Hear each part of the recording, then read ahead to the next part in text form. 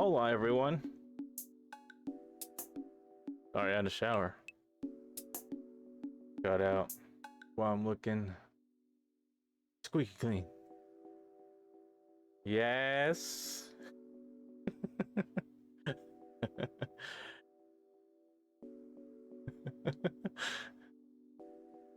Oh yeah, I figured that since I'm fresh out the shower, I'm not gonna need it. It doesn't need to be held down. Let's get you on here. Wait, are you ready? Well, I got you here now. So let's go ahead and do our 10-day weather because we've been having some storms. It's been raining. It's my favorite. It's been raining and my favorite. Oh, forecast for that ass. Oh boy. Yo, the other night, I think it was the night of the 4th, I believe. It rained so much from that night to the next day. It was nonstop.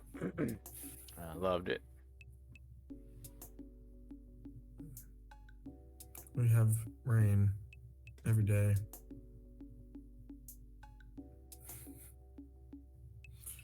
Every day. Oh, okay. Florida in the house. I heard your rain and I thought I'd talk about my rain and clearly I shouldn't have done that. I mean, you didn't have to flex on me by pulling out the world's smallest violin. We were just talking about rain. I thought we were talking about the weather, the 5-day weather report. That's been my 5-day weather report. Rain every day. There it is. My bad. I didn't mean I had to go weatherman with it. Yeah, no, That's you what see we right do. here, Ken. That's what we do. Right here, 7 degree, whatever the hell that means. I don't know what I'm talking about. It's coming right on through. You gotta do it right. Every day. Wichita, thanks for having me. Here's your 10-day forecast coming up tomorrow, Friday, Way the from 7th. Florida, Wichita, your forecast. He doesn't know the weather, but he's gonna guess it. Could be right, could be wrong. Actually, I got it right in front of me, bitch. Friday the 7th, 83 of a high, low 67 with thunderstorms. Saturday the 8th is a high of 79. Okay, it's getting a little cooler. Low of 63 with morning thunderstorms. Sunday the 9th, 82, low of 64 with AM showers. Okay, so it's not as heavy. Monday, bringing it back up to 87, low of 69, sunny. Well, it's going to be groggy because it's the day after rain. Tuesday the 11th is going to be high of 90, low of 73 with morning thunderstorms, back with the rain again. Wednesday the 12th is going to be high of 95, smoking hot with a low of 73, mostly sunny. Thursday the 13th is 93, low of 72, mostly sunny. Friday the 14th, oh, we were so close. Almost Friday the 13th. Friday the 14th is 92. That's my uncle. Friday 14th, low 70, mostly sunny. Saturday the 15th is a high of 89, low 69, isolated thunderstorms, so you might get hit with some rain. Sunday the 16th, 89, low 69, same thing, isolated thunderstorms. Monday the 17th, high of 90, low of 72, mostly sunny. Tuesday the 18th, high of 94, low 73, partly cloudy. Wednesday the 19th. The weatherman music in the background. That's where you come in, fool. Oh, I'm just kind of like I'm vibing. It looks like I'm listening to something, but I'm not. And when we come back on that Thursday, the 20th, is a high of 95, low of 73, partly cloudy. So we got some rain off and on for the next couple of weeks. So stay hydrated, stay dry. Now on to more pressing news for the day. I woke up this morning with poop in my pants. I'm just kidding. Wow. I didn't wear pants to bed. Danielle was telling me about these solar spots on the sun that are getting bigger that are causing some magnetic solar flares. I'm gonna check that out. Cause whoa. First of all, Am I reading this correct?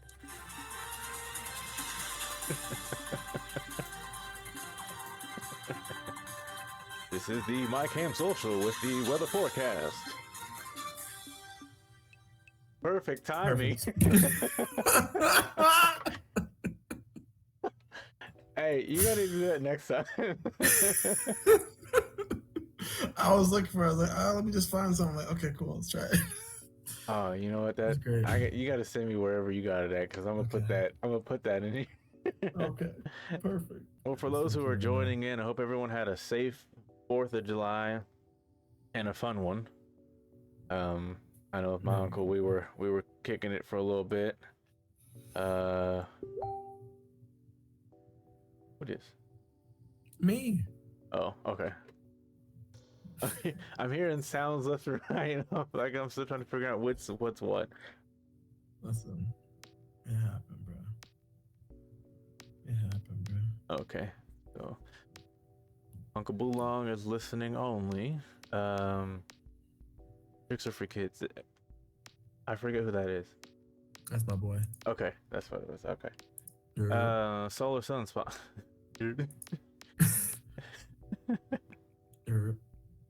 So let's see here. What's the update on these?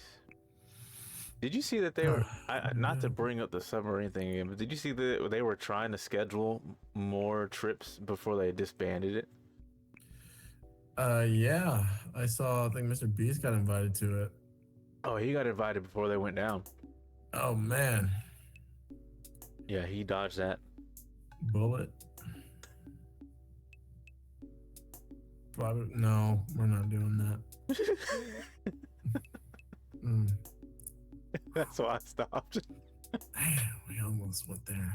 Hey, we sure did. It had a week of some heat. Let's go ahead and let it go. Let's go and give it some time. Yeah, man, that was primed. That would have been a whole stick of dynamite. It would have been bad, but it would have been real good. Gun cocked, shaking, eyes closed. Lord. It would have been so good too. Man. You can send it to me, though. Okay. I'll laugh.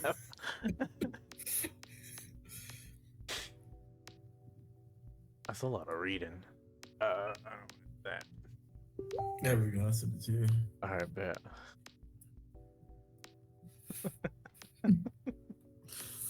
I'm happy to announce that me and my wife are finally getting date night tomorrow evening. My father is taking the lovely liberty of watching our children while we go out and and do hood rat shit. And apparently we're seeing Insidious tomorrow. Nice. Okay. Nice. Don't be trying to wake me up in the middle of the night when you get scared because you didn't. No, I'm playing. That'd be you waking up in the middle of the night.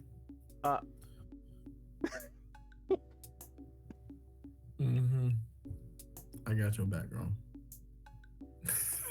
I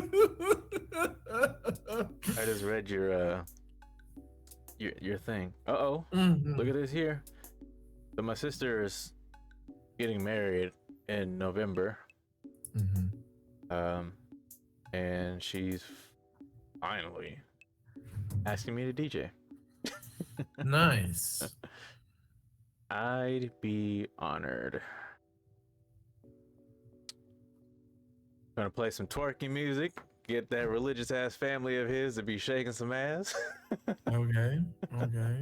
See who gets up. I want to see the first family member to get up and start shaking some hip.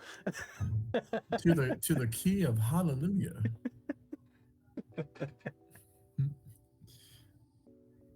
We got Return of the Clap. So I got that set up for me in November. It's time to get a which one? A wedding list ready.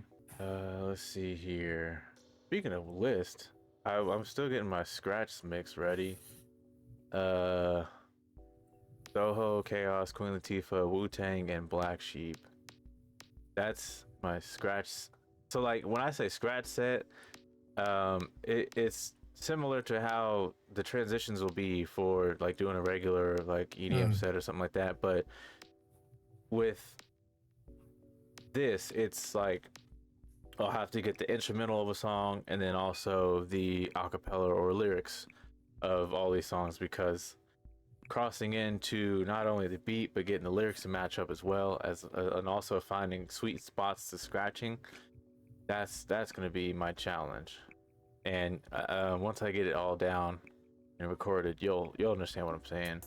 You probably already do now, but like, because when you were giving me some some tips or ideas on what to like transitioning and what beat matching and like what program I'm using, I use, so for the CDJs, this is actually the uncle that gifted me the CDJs Hey. right here. He used to DJ, and so I'm following in his footsteps. I use, so for the CDJs, I'm still using Scratch Live, but I'm using Serato for the MIDI or the controller back there. Yeah, because I was using Record Box when I was doing mine. Serato earlier this year came out, or it was either like the end of last year or earlier this year, they came out with this called Stim, and it makes it so much easier to DJ live. So what it does is that if you have like with mine, all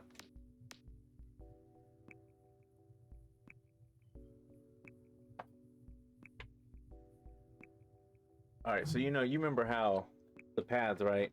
Like you hit hot Q, you can queue up everything up to 8 fades, and then like for this SB3, I have Fruity Loop Studio fully unlocked if you need it. Oh, okay. Oh, as far as music production, I use Ableton, but yeah, I could I'd like to play with Fruity Loops, because I played with it when I was freshman year, so yeah, I'd play with it. So when you're hot queuing, right, and then like you can do FX fades, like there's these little symbols that tell you what you can do depending on where you're at. So if you hit sampler and then you use the stem, it you can take out the lyrics, so it's just the beat. You can take out the front melody.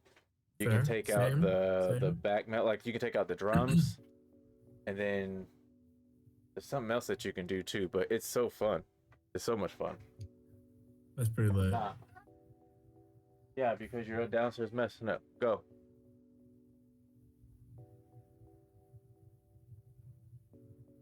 Yeah, definitely. He said Stem is the best thing that they did for mobile DJ. It's tight. When I found out that they implemented that, especially if you have, see what I want to do.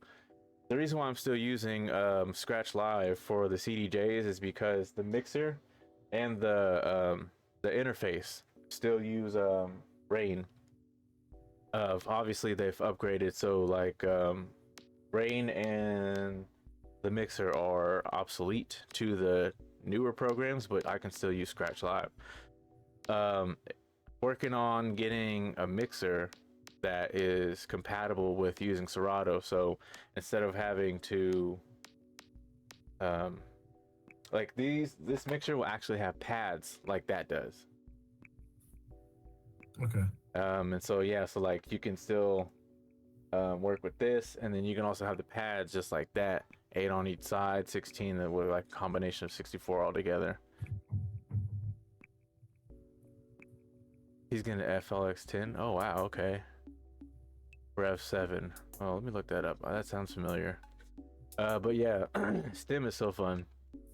It's so fun because it made it a lot harder for, well, I wouldn't say hard, but it was challenging. It was a lot more work for DJs to have to like use music programs to break down songs, and then use those broken down songs to make your own transitions. I didn't get to that part because I would just download instrumentals or download acapella. But for, like trying to find the song, or you do it yourself, or like you edit the song how you want it to be in your set, that's how you had to do it. Stem makes it so much easier. And then if you have Serato Suite, you can actually edit the songs that you have in that program too. But I'm just working with what I got. Let's see, Rev 7 mixer. Oh wait, didn't this just come out? This is the motorized platter one, right? Because if it is, I've been waiting for this to come out. I forgot about it. They hyped this up so much. Is it really fun to play? Oh man. Damn, really? Oh man. I gotta watch some videos on how it plays, because they did it with what was it? This is Pioneer. Rain actually has their motorized platters. And then that's crazy. I can't believe I forgot about that. But yeah. I've been trying to keep like clean with utilizing music for sets and everything, because if you go to stream, or if you like record and you put it on like YouTube and something, they'll hit you with a copyright strike unless the code is embedded that you've made some kind of purchase or subscription to it. Because what the difference is that if they find that there's copyright music on it, like they'll let you know.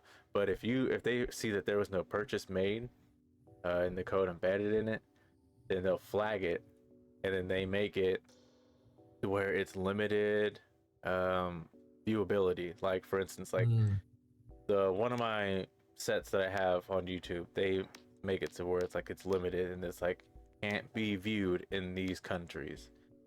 And the one that I just posted recently, they let me know that there was copyright or copywritten copyright material on there, but it was still fully public. So still learning this stuff as I'm going. But yeah, definitely getting in the works some new sets, because been itching. The last time I played with these CDJs, I was actually scratching with what's his name, Nujabes. I was playing some of his stuff.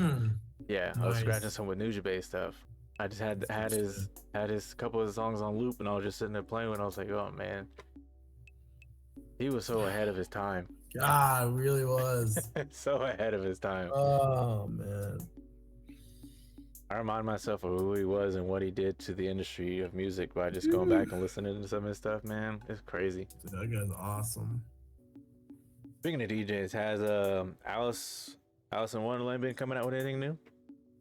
Oh, honestly, bro, I don't follow as hard as I used to be honest. Oh, really?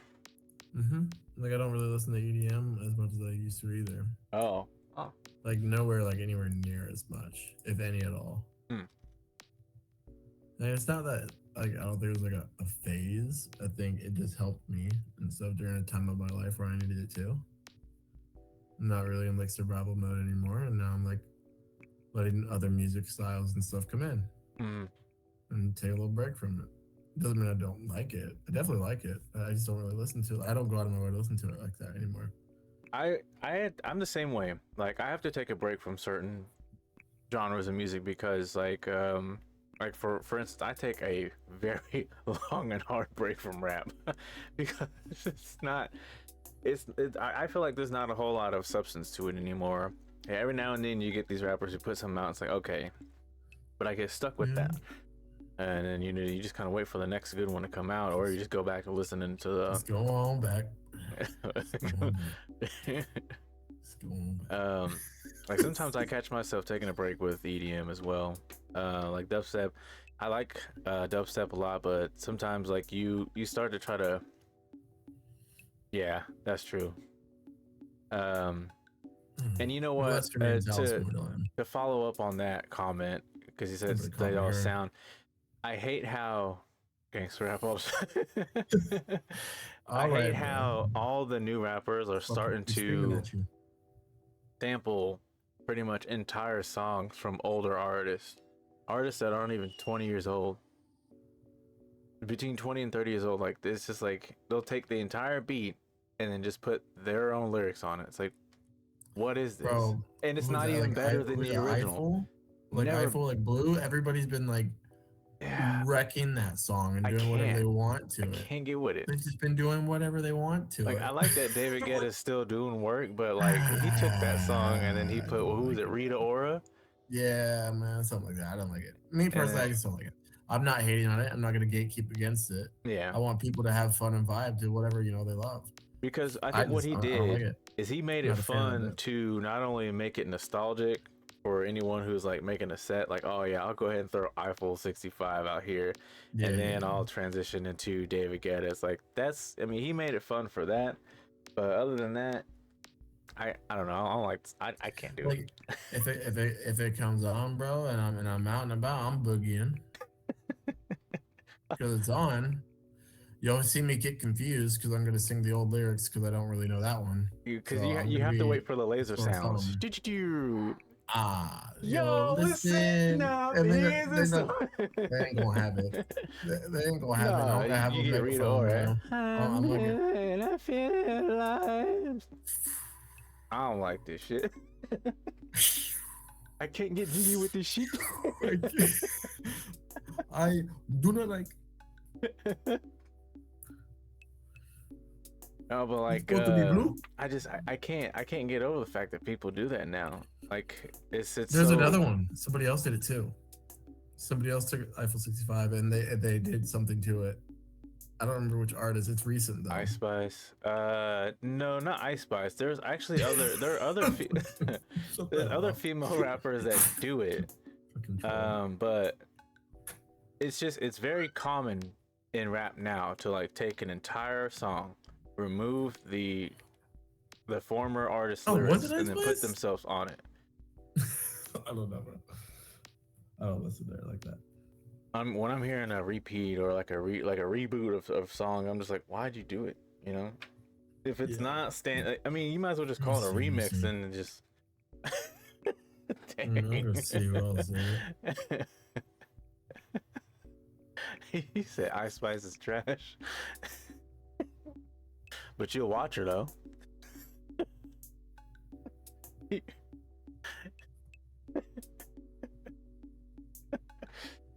Why y'all playing? Y'all know y'all put it on mute and just watch the video. I ain't gonna listen, but I'll watch. Oh, Hold on real quick. I gotta get a tissue. that's true. Okay, so real quick, I have to ask because I never could get into this artist at all. Like, I found him comical than anything, but people actually really like his stuff. Mm. Shaggy.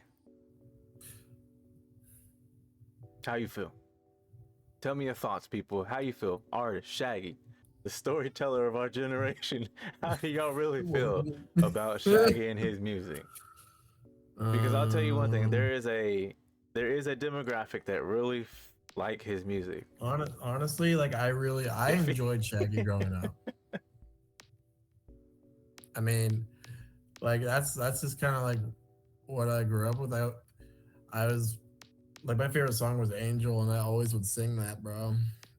I would always find some random girl try to sing that shit too. I was a menace. And then I wouldn't know. And then it did always go turn around because when it came to him actually, singing and coming in, I was just like, I don't know why. And I wouldn't know what the hell. Clearly I'm messing it up. So, and then at least I had some goofball friends because they'd be in the background doing it with me because we didn't know what the hell we were saying. So we just, and all we did was my PGA, Sean. You know what I'm saying? Okay. Oh, Freddy's. That sounds good. Freddy's gives me the shits. Wait, there's a Bob Marley coming out? A movie? John, what is this about? You know this? You know anything about this? Because you're the new reggae man. Tell me about this. What's going No, on? my lord, I ain't. My lord, bro. All right, I'm on it. So, honest opinion. One Love coming out 2024, January 12th. Uh-oh. And if Danielle's still watching, she's gonna make me watch it too. Babe, do you see this? Bob Marley movie coming out? You wanna go see it? Bob Marley, One Love. One love, one love. Oh, there's a trailer too. It came out 10 hours ago. Oh. Wait, whose face is this that I'm seeing? Is that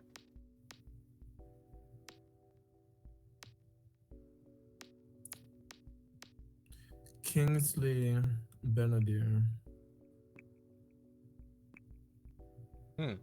Okay, that's Mhm. that was an option. Okay, I'm gonna have to come back to that here in a moment. Same. Shaggy, you It know, wasn't me. I couldn't get with it. When I heard the songs on the radio, I threw my hands up in the air and just waited it out. Mm. Oh man, Boombastic was. Oh my god, that was fun as fuck. I used to walk around like a goof when that song came out. I couldn't be serious with his songs, like, and you know, he's got his fame, Sexy he's got his lady. success. Nah, yeah, who am I kidding? I fucking love I Shaggy. I just, ain't gonna even cap. You can play 5 in a row, and I probably be like, I just couldn't. And you know, people, you know, like if you're at a party or like a homecoming or at a, you know, oh a hell school yeah, dance bro. or something, and like it comes on, people come up to you That's singing it. true. I'm just like, get out of my True. face. I don't like this. I don't like it. Isn't it? No, it's a continuation of season 2, isn't it?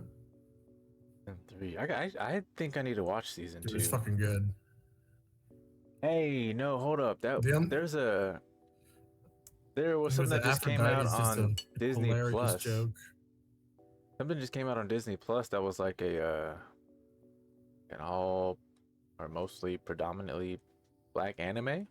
It's not the Sans one. It's a different one. I know what you're talking about.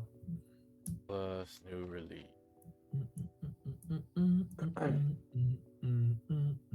Yes, I know exactly. It's from Africa. Yeah. Kizazimoto, Generation Fire. Yep, that's what it is. Yep, yep, yep. Okay, so we're going Kizazimoto. Oh my god, Midnight Gospel is. Is there a second season? Please tell me there's a second season. No, it's never going to get one, dude. Are you serious? Nobody's picking it up. Why? It's perfect. I don't know, man. It's what Like, everyone I can needs. watch it. I can watch it all the time. Man, I'd say that every time Yeah, I talk about it. You try to watch it? I might watch that later. I have to watch that later. Like that's what I vibe to. I just throw on Midnight Gospel. Damn, she put her foot in this food. Damn.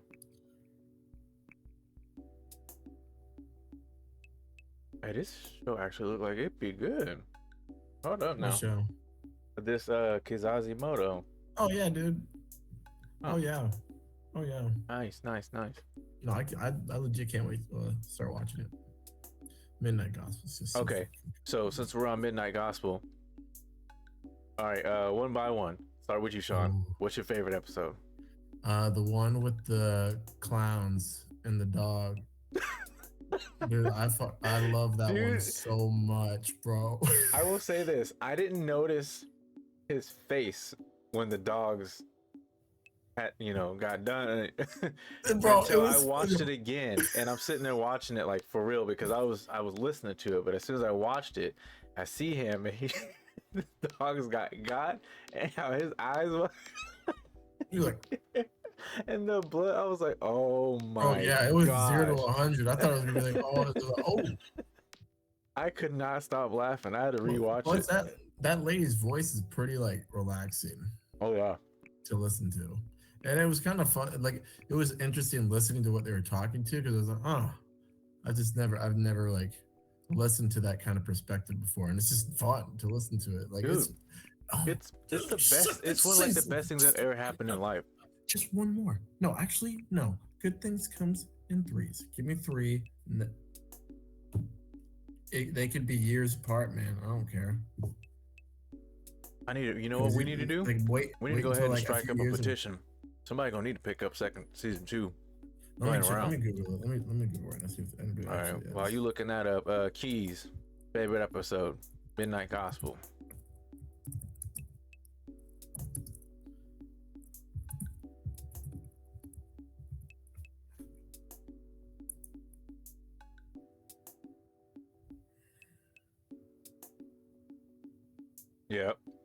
Yep. That shit made me cry for real. On your clothes.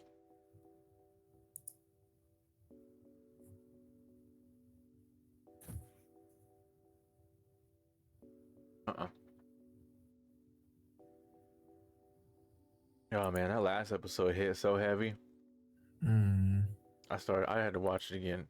I've watched that whole series in one day. Every time. Every time I watch it, I make sure to try to watch every episode front to back. I will say there's one moment that I'll repeat for no reason. Um when he's talking to the computer and he's like making the song, he's like, I'm a light now. I'm a light now. Hey. Bro, it was just so bad. I like when he did the ice cream too. Oh yeah, that was cool. That was nice. Hey, okay, so Hold on. We still got one more. yeah. Trix, what's your favorite episode? No, you don't gotta jiggle it like that. One time on, one time only. Finish this. Shut the door. Shut the door. He came around the corner. Who are you talking to? He for sure yours. He closed the door. He didn't leave though. With the fish. The fish one was a good episode. Yeah. Yeah, that was a super good one. No, you didn't wash your hands. Get out of here.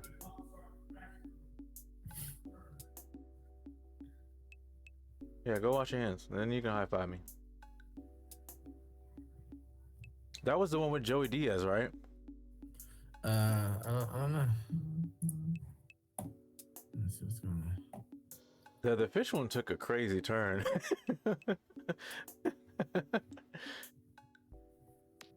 That one took a turn for the weirdest.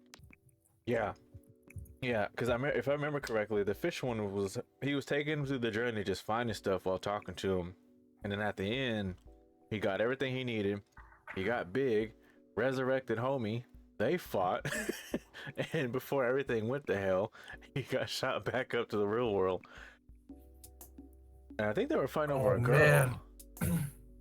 Yeah, they were. It was like super like old too. It was like way old.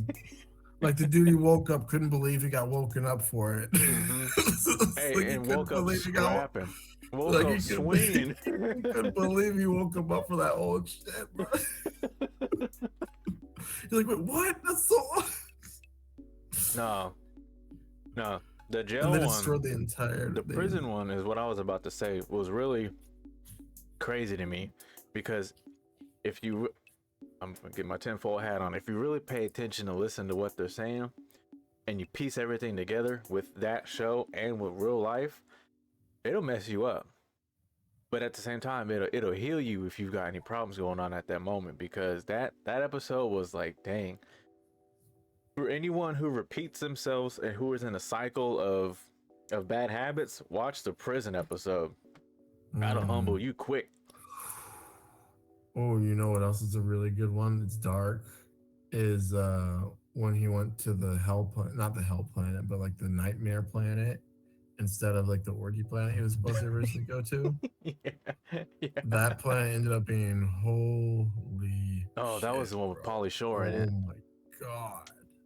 It'd be kind of hard not to want to give up there. Holy shit. I know everything is happening around you. Everything sucks. Your awareness like, gotta all be times. on 1,000. Like she's literally just, it's like muscle reflex. She just does it. You like, gotta be on why ultra would instinct everywhere you go.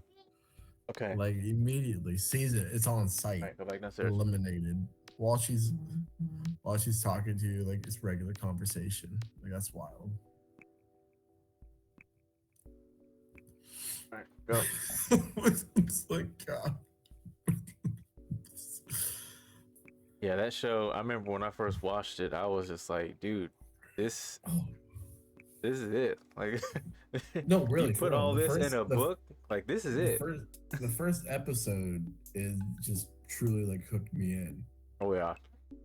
I thought that like the first episode, honestly, like I'm gonna give it its props because it busted the door wide open with the whole like, wait, there's so much going on in the background, but the conversation they're having is pretty legit too.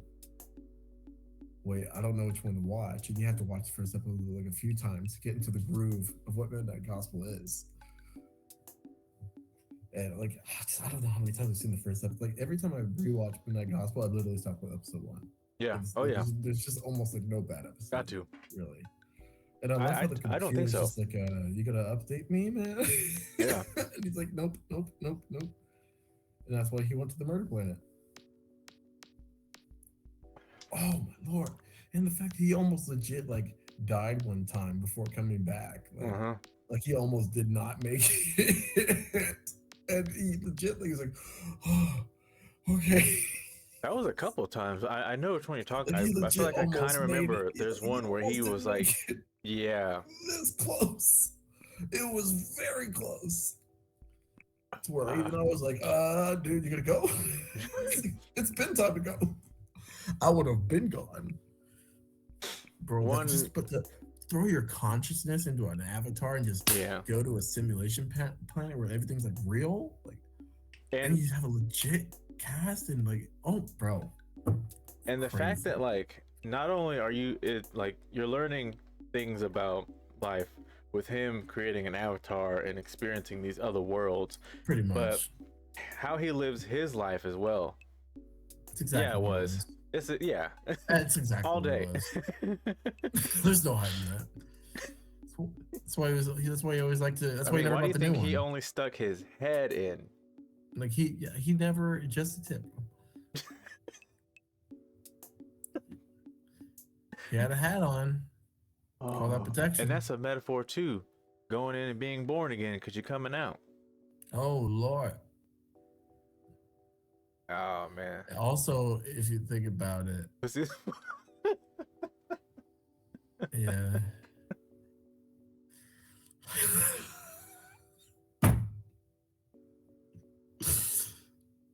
That's how you unlock the answers of life. If pussy's the port of the man is the key, you just open up so many opportunities. Yeah, let the floodgates flow. Okay. Get your oohs and ahs in. That's the chance of opening the gates of life.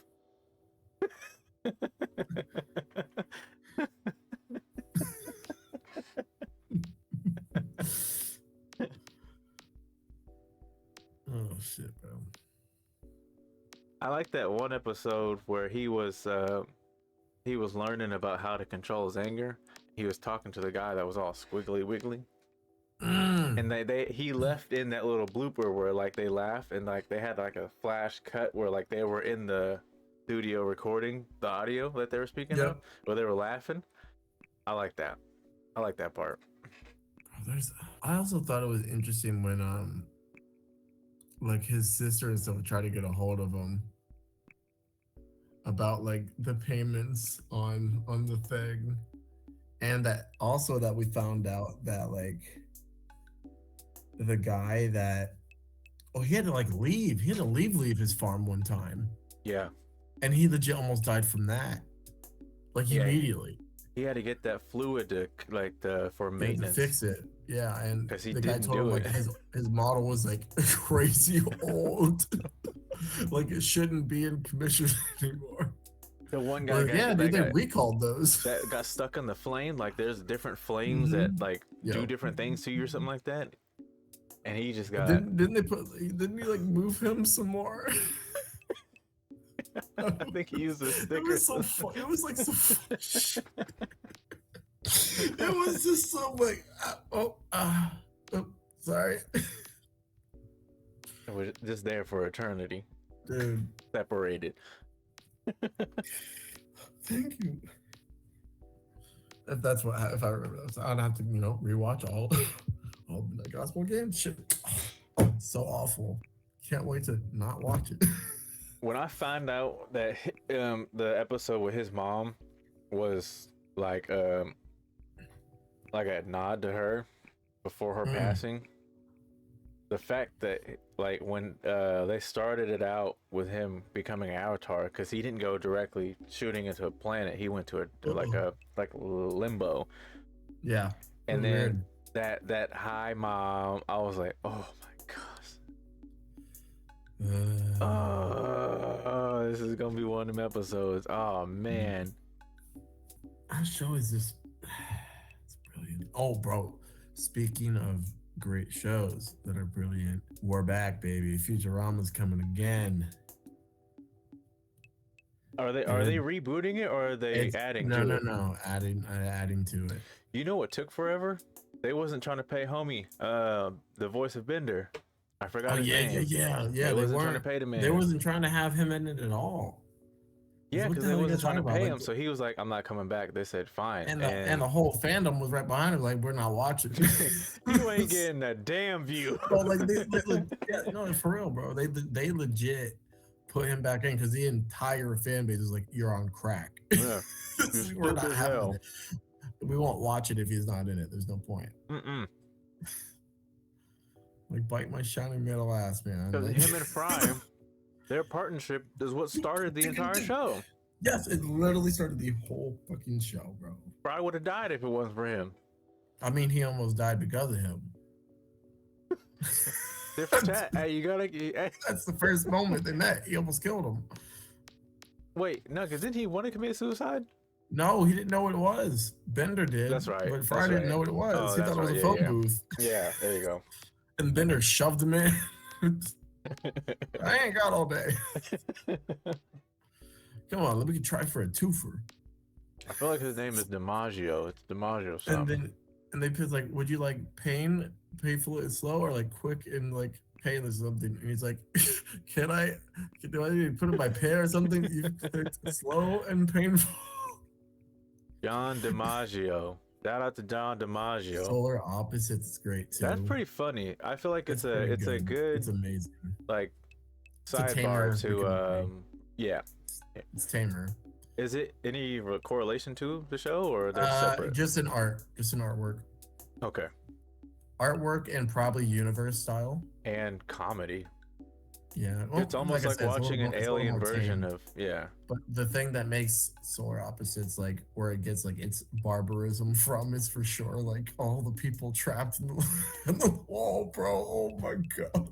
That's like some of my favorite episodes. It's so wild. Licorice for high-end goods and oh bro. And then they have a coup. Oh shoot! Whoops. Probably shouldn't.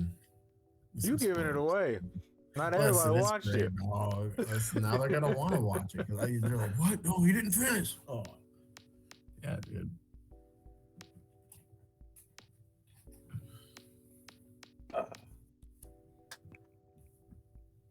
So I finally caved. What you cave on? Started watching Boruto. I mean, that's fair, dude. Like, we all did. I mean, it's There's just some parts where you can like, for real, skip it. Because I remember I was talking. You remember Mo and Burns? Hmm. Yes. So I remember Mo was telling me about it way back when. And he's like, "Yo, you gotta give it a chance." I'm like, "No," because what I'm really sick of is the whole. Okay, so the whole niche of anime. Yeah, they did. So the whole thing with anime now, to me, that I'm getting tired of is the you're my friend, or do this for my friends, or oh, I have to get stronger. So I can't there just be something else that you fight for? Can't there be a reason, like a different reason why you continue this journey or whatever it is? Like the whole the over emotional scenes, for the friends and a friend bond, whatever, all this mess. I'm just like, oh my gosh, I can't get with it. Like there was a trailer that I just watched on Hulu that they have an original anime coming out, and right in the middle of it, as all anime trailers are and their intros, it's I must get stronger. For what? I like watching ones where like there's a couple of them. They're not all like this, but they're pretty good, like little different types of like spin-offs, or like let's say like get like isekai, and instead of getting all like super like mad strong or like whatever, like instead like this guy's like in the hero's party and he gets kicked out of it. Mm. and he's like their whole like navigator and like translator, like pretty much like people social persons and whatnot. And he went back to this village, and everyone's wondering like, "Oh, are you back?" Well, like got kicked out of here, blah blah blah, and he just decided to kind of like stay put and open up like a pharmacy. And then like the super strong like um species of like person comes in, and she's like stupid powerful, like she could go do stuff too, and she kind of like hears like his story, and she's like, "Wait, what?" He's like, "Yeah, so now I'm just chilling and I'm doing this pharmacy thing now." Like, "You're not gonna go adventure to that?" "Nah, I'm good, I'm just gonna do this." She's like, "Cool, I am too." It's just great. It's like, and they just start like doing a pharmacy thing, and like a bunch of people start coming, and there'll be like a whole tragedy, like big like event that happens like outside of the town. They're both like, "No." It's like, "Nah, it's not our problem." And I'm like, "Yes, yes, finally, finally, You bro, know, finally somebody that's like, you know what, y'all kick me out, fuck y'all, I'm chilling right here." I'm big chilling, I'm successful, I'm big chilling. Fuck y'all if you come back in here. and this also brings me to a painful truth that I have to speak for myself.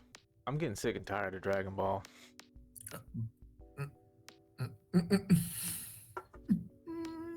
No more power-ups, damn it. Use the one that you have, win the fights.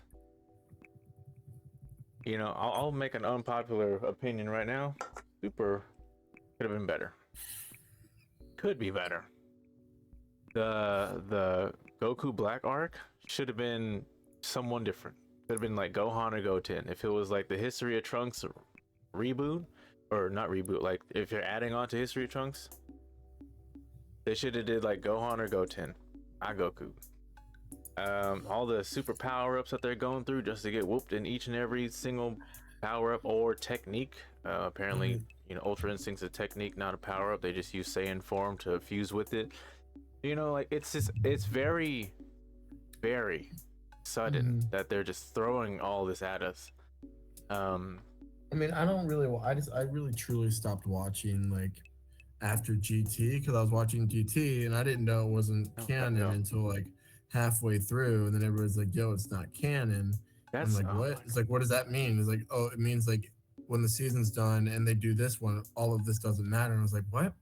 This was freaking awesome. What do you mean it doesn't matter?" Here's the And thing then about that. and then you go and see the new stuff. It's like, this is not as good. Here's The the thing. villains are not as good. People To are me. saying Super is canon. It doesn't even go straight from Z.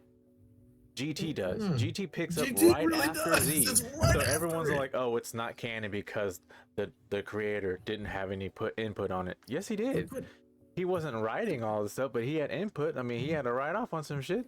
They were going to him like, "Yo, is this cool?" Bad. Like, I thought GT was awesome. I It really did. was. It was. I loved it. Like Super Saiyan I thought 4, like the villains like best thing actually ever. had me like, "Oh my god, this guy sucks, dude. It would suck to fight him. Holy crap." Because like they came with some like authentic, genuine. I felt like it was authentic, genuine, like I was like, power. he's going to die. You know He's what? I going feel to like die. to answer Trix's question here, I felt like they should have did something with Gohan a long time Dude, ago. They left him off at at Cell Games. They tried to bring him back. Like they trickled him in with Buu Saga, but he got murked. Wait, wasn't the fan base's idea or something? Don't get me wrong, guys. I'm not coming for y'all. I just don't have the facts, man. Like, I thought like the fan base didn't like. No, it was the opposite. The fan base got mad that they didn't continue Gohan and what they did to him. That's what it was. Because Gohan showed up after that, like, Goku's dead. Yeah. He's dead. Let him be dead, man. Yeah. And then maybe come back sometimes. Gohan just wants Super Saiyan 2. It's time for him to move forward and be mad, nasty, powerful, bro. It's Gohan's turn. Like, we grew up with Goku. It's okay. Like, the way he went out was clean. There was nothing bad about it. And he came back and helped, that was great. And then I don't know. I would have been cool with that. And you know what's even worse? Is that they treated him like such trash in Super. They gave this man a tracksuit. They made him skinny. He went and trained, thought he was the shit, and still got whooped. Like they had it, bro. Like they had it all set up. Cause we grew up with Goku and Dragon Ball, got into Dragon Ball Z, and then we had Gohan as a kid, and we're watching Gohan grow up, get stronger, start training, get Super Saiyan like his dad. His dad perishes, and he, goes Super Saiyan 2, and that's legacy right there. And then Vegeta's his mentor from there with Piccolo, but Vegeta is like the Saiyan like mentor, and Piccolo's Yeah. still like his like father figure. You know, His godfather. he legit beat the living shit out of Cell. And what does that punk ass do? Go to Here's a school. fucking sensu bean, partner. Fuck my son. He said, "You want to know the true power of Saiyan?" He said, "Gohan, buckle up, Cell, my man." What the fuck, dude? Like, I And don't know. Piccolo was like, As a fan, "I'm about to show you how to be a real daddy." It's like, let him stay dead after that. Like, what the fuck? That's a betrayal. But you know what? Direct betrayal. You can't even blame him. Everybody Yeah. made a mistake against I Cell. know. Piccolo was on should have purpose. finished him off when he took in That was on purpose, Nail. That was a choice. Trunks should have took him out. Vegeta should have took him out. Goku I mean, yes, should have took him they out. should have, but none of them actively chose to make him stronger rather than weaker. They're like, you know they what? didn't do that. I'm gonna play with my food. Dang, heartburn, gas, And the fucked up indigestion. part, it wasn't even Goku's fight. That's the fucked up part. Oh, Like, dog, do it for your own fight. Fuck boy, fuck you, dude. Like, oh my god, I would have just been. Is he already Super Saiyan 2? I'm coming at you. I'm stronger than you right now. I'm coming for you, Dad. Hear this and lightning. then he did the foolish thing to teleport him Beat to the people Supreme out of Kai, him, bro. or to King Kai's place, killed him, blew up his whole planet, and said, "Yo, I got you next time." Like, I just. Yes. The best Goku Pan. for me is the Kaioken. Is that what it's called? No. Where he goes red. Yeah, that's my favorite Goku. Yep. That's my 100. Besides Super Saiyan 1 Goku when he first hits it, that's probably my favorite Goku because it's just straight energy ki in hand still, with energy blast maybe in there, like no crazy ass like God stuff. Like you're still in ki and you're still doing that stuff, and you know like Super Saiyan, cool. I can do that. Would you? But, like, would you? 3 ugliest design. Huh? Super Saiyan 3? So the one thing I didn't okay, so I'll say this. 3 was dope to me, but the one thing I didn't get, why the eyebrows? I didn't understand that. Why take the eyebrows? They like all the hair went. Like he went ape mode, and without the ape, might as well just make him big and yellow like they did before. Like just do that. They messed up the whole power Why scaling did they to get this rid whole of the tails, man? They should have kept them. oh, because the moon. If you have your tail fully grown, yeah, they should have. Because they should have been able to master that. That's shit. what made them Saiyans. Like they went from like, having tails to yellow hair. Saiyans. One thing that really upset me though is that hold on. Vegeta. I don't even got to think about that. I've been rocking with Vegeta since I first saw him, bro. Vegeta, I fucked with Vegeta. So I'm always even a Majin Goku Vegeta, fan. because he was actually starting to get wins. Vegeta. I like was so Majin happy Vegeta because he was like wins. he was grit. I'll say He was getting Goku wins, because bro. I'm a huge Goku fan. Like especially Super Saiyan 4, best form, hands Oh, down. for sure. Best form, hands down. Easily. GT, love you. And see, and to answer your question, I don't know if you heard Trix. Gohan has a kid. Her name is Pan. They actually created Pan. Well, they were expecting at the end of Z, she was a young child in GT, and they made her a baby in Super. So they've made her canon, but I thought what they were going to do is take Z to Super to GT. That's the only way it makes sense to me, because the way I see it ending Super is that all this power scaling, all the trips to the universes, all this stuff, it gets out of hand. Oh, these mortals should never have had the power. They should have never been able to meet the God of Destruction or the angels. We need everyone to have a reset. And then Everyone GT? gets a mental reset, and then boom, GT. Oh, Because it looks man. like they're already trying to tease that they're really going to make Super Saiyan 4 canon. We've been saying that since we fucking first saw I it. hate the conversation of canon so much. Every time you can talk Dragon Ball and they're like, GT's not canon. to me, man. It's canon to me, straight up. Like it's literally the episode after the end of Z. It's the same shit. So it's canon.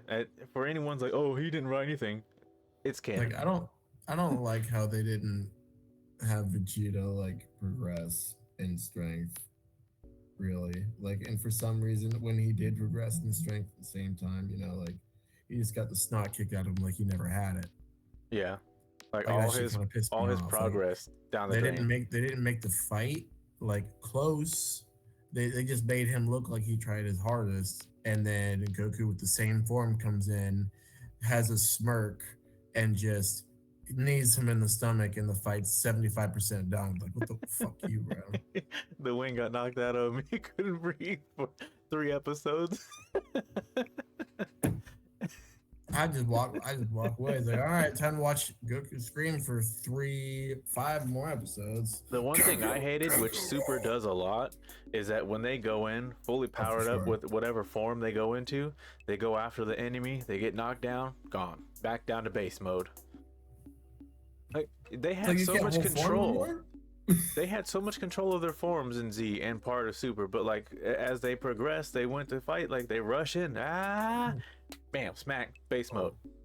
Super cool thing about GT, a lot of fusions, a lot of fusions. They weren't afraid to do that. They weren't afraid to touch on it. Like the kids fuse, like you had the Goku and you had no, that's where they messed Super up. Saiyan 4 fuse. That's where they messed up. Both forms. You had the Vegeta form and you had the Gogeta form. Yeah, but that's where they messed up. They should have gave us Gotenks. Yeah, and that one for sure. I think they took the fusion from I don't know why they just keep doing it. Like they so many things they could have did right that they didn't. Like they could have gave us Teen Gotenks. Goten and Trunks fighting Super Saiyan. They could have been teenagers instead of kids, so let's see, I'm glad that we got a full adult, not Saiyan, man, whatever the hell that was. Yeah. Well, we don't talk about that. Let's see, like Goten was super a player. Annoying to fight in Budokai, though. That was super annoying. We had to use him to unlock people. Yeah. Oh my god. How you want me to play Gohan as Saiyan, man? I don't really get a power up, and I'm supposed to fight Boo? Like, I hated that. Dude. I hated that so much. Saiyan Man was the worst thing. Was one of the worst things they could have ever done to that. To him, I just spammed his side corkscrew. I was like, you know what? It's like an auto hit. I'm cheesing this. And then the poses they had this man doing, like they really just God. There was so much that there was so much potential to that show. Like, I raged. Still is. I raged. And it's overcompensated. And this is a time with no memory card. So if it got turned off and I finally got back to him, oh my god. You had to leave it on. Mm-hmm. You gotta leave it on. And then if you get mad and you turn it off, you come back and it's that light's off in the morning. You just like, or when you get close to smashing it down on your PS2 with your hand now, and you just tap the tray and it opens, and the disc stops. Like, screen go black and blue. Like, scream put in it your back pillow. in its case. Grab a different game. put Spyro back in. Put the PlayStation games back in the PS2. That's clear. That of the game clearly ain't for me. I think they treated a lot of their characters like trash, because once they got into Z, you know, they really downplayed Yamcha. Bro. They downplayed Tien. Oh, that was so stupid how they downplayed it. Piccolo should have been had an upgrade this Piccolo, whole they time. downplayed Piccolo. Like he should have been This so much whole time, stronger. He should have been so much insanely stronger. strong. Like I feel like what they should have done is that they should have take I feel like I'm the okay Namek going. saga and the Frieza saga. They should have made more like waves for them to fight instead of just being like, oh, Mm-hmm. Frieza's the one. Oh, of course we can't beat him. Like, yeah, bring Goku in, cool. But like they should have like how they did in Super with the return of Frieza. They should have did it at the beginning, where Gohan, Krillin, and Piccolo are just taking out waves of the Frieza army. I've been looking at the manga, like people will post chapters on YouTube and stuff, or like they'll post like whatever, like the Moro arc, the Granola arc. That looks really cool. The one thing that really got me that someone pointed out, I think it was a Moro arc where Goku got his his Sasano version of himself, like they did in Naruto. He had like a Sasano version. I was like, are you serious? Like that's the route this is the route that they're going with this? I couldn't believe it. I like seeing that Vegeta's got that big glow up though, where he's got that full God of Destruction energy, and he lost his eyebrows. Eyebrows are gone, but his hair is purple, bringing that purple rain. I don't know. Like I like how the one thing I really liked about Super is the Broly movie. I will say that. I went and saw that with Alan. Dude, I That's a about great stood person to up. see it with. I about stood up in my chair. Great person That to see it that theater was that showing at the theater was sold out. That entire day was sold out. That entire weekend was sold out. We with. Did went I see day it? one. It was I think I the did too. 7:30 showing, I believe, because I've we seen a went back to movie that Heat one at like too. 9 or 10, and I dude, when think they started fighting, I about stood up, and there was so many people behind me. You know, my tall asses. I was just like, yeah. And when they brought in Gogeta, I about screamed, boy. see that's the hard thing about watching anime with like actual people. You know, that's not I like gotta your be at little friend home. group. I gotta be at Like, home. come on, bro. It's different. It's one thing to watch anime, then it's one thing to be black and watch anime.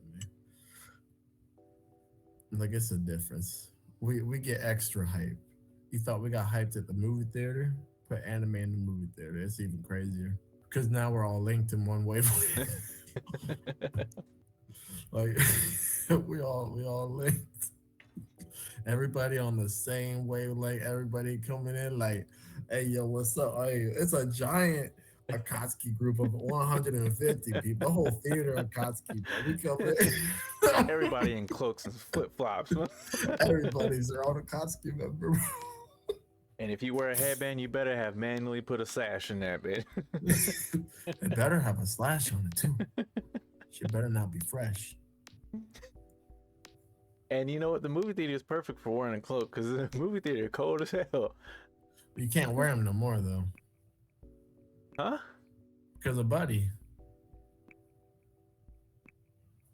that went to the movie theater with a trench coat Oh, and one black get. Dark Knight? Yep. Oh, damn. Yep. Well, somebody who's got a big space and a projector monitor. We go there. Demon Slayer. I need to. I feel like I Nah, should the start season that. the season finished. What was it that just came out? Black Clover?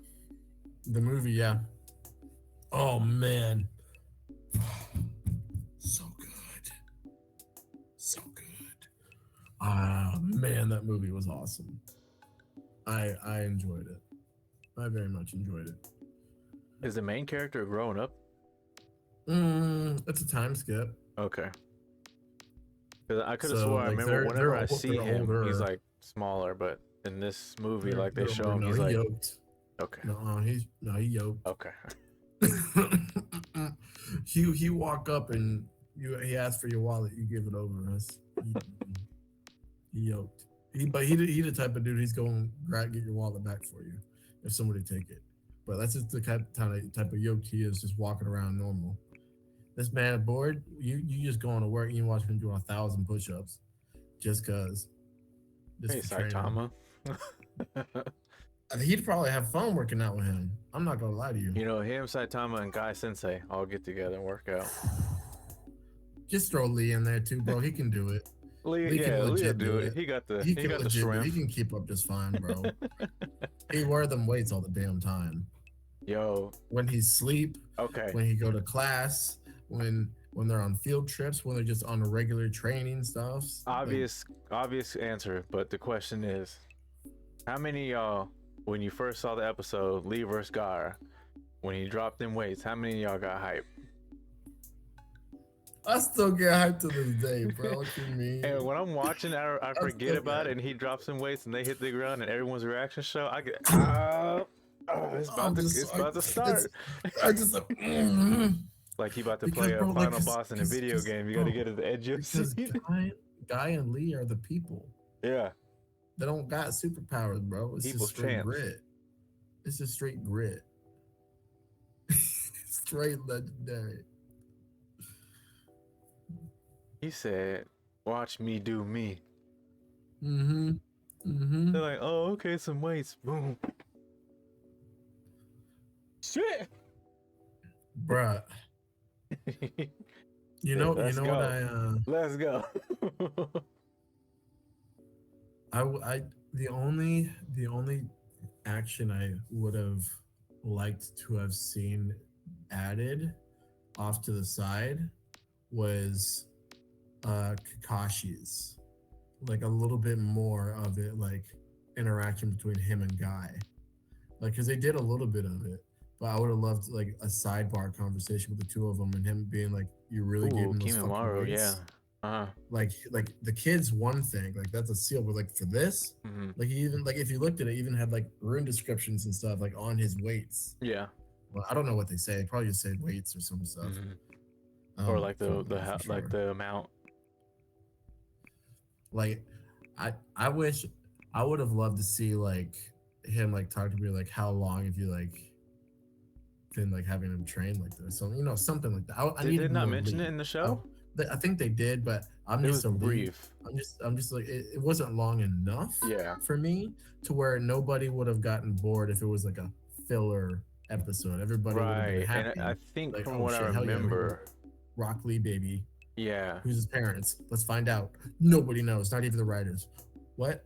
What about Guy? Nobody knows. Not even the writers. Oh, okay. And Boruto. Oh, Lee has a kid. Who's his wife? Nobody knows. Not even the writers. It's like, I was literally about to look it up because I saw that he has a kid, and I was like, "Who's the mom?" We got the Great Ninja War, and there's some taijutsu experts wrecking the whole entire army. Where's Rock Lee? No, not even the writers know. Nobody knows. Not even the writers. We know where Guy's at. I feel like they gave Lee the Gohan treatment once he once he blew up. They shut him down because they couldn't let him grow. They couldn't let him be more powerful because can't fight again. Cry about it. What it was, bro. You know what it was. It really wasn't what it was, but I'm just gonna say it. I'm just gonna say it, even though the manga was written first. I'm just gonna say it. It's because all you Sasuke fanboys got real upset when he punched him in his shit. I'm not sure, bro. Sasuke-kun is not supposed to be beaten. No one can beat Sasuke-kun. Yo, shit, boy, he was about to end that man's life. What you talk about? Or even at the what was it? The tuning exams before they took the test, him and Neji were about to square off, and Rock Lee got in the middle and said, "Bah, not today." Bro, and they were both like, "How he stopped my strongest attack?" No Rock flinching. Yes.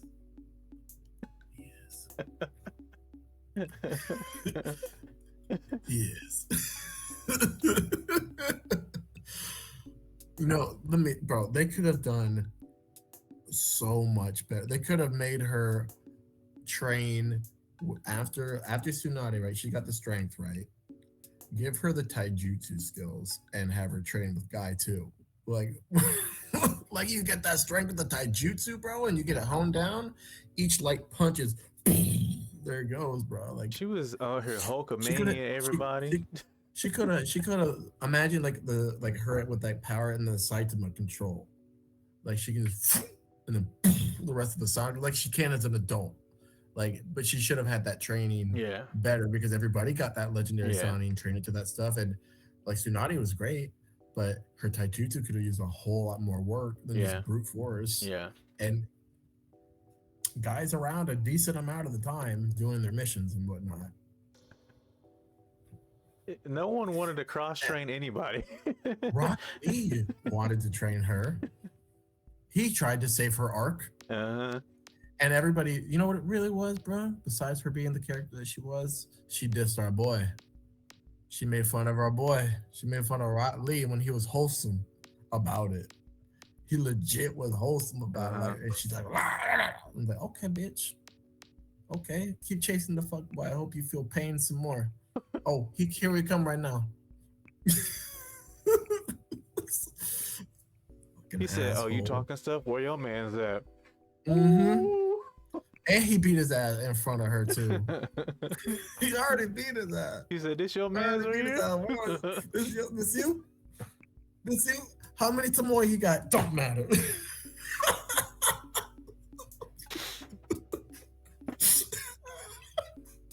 Where your brother at? Nah, Lee could not be Itachi. His taijutsu is even better than his, so. And he's got Genjutsu. Itachi can do it, no eyes, and just beat him straight hands. I think Lee would for sure have to go gates to beat Itachi in taijutsu. He'd have to get into like some gates for Itachi to be like, all right, I'm getting tired of this. Hell yeah. I think Itachi could, bro. He had hands. Like, he wasn't just straight eyes. He had hands and shit before, like, his eyes were perfect. As a child. Rock Lee wasn't killing motherfuckers. As a kid, I'll tell you that right now. He wasn't icing people like that. Oh, Killer Bee died. Listen, that is the right there, bro. It is. His brother annoys me. Oh, the Raikage? Oh my god. Probably because I'm like B. You know who I wanted to see more of? Serious bothers me, but I got his back. What was the name of the guy who became the general of the what was that? The Cloud Village? The the sword dude. He had the hair like the gray hair. He had the I think it's the sword dude. Is it Village in the Clouds?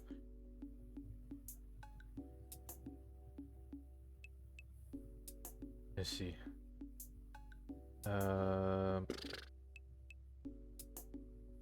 here we go. Here we go. I'm getting the list of strongest shinobi in the cloud. Oh. Lord. Hold on. Y'all remember this girl right here? Hold up. Let me see.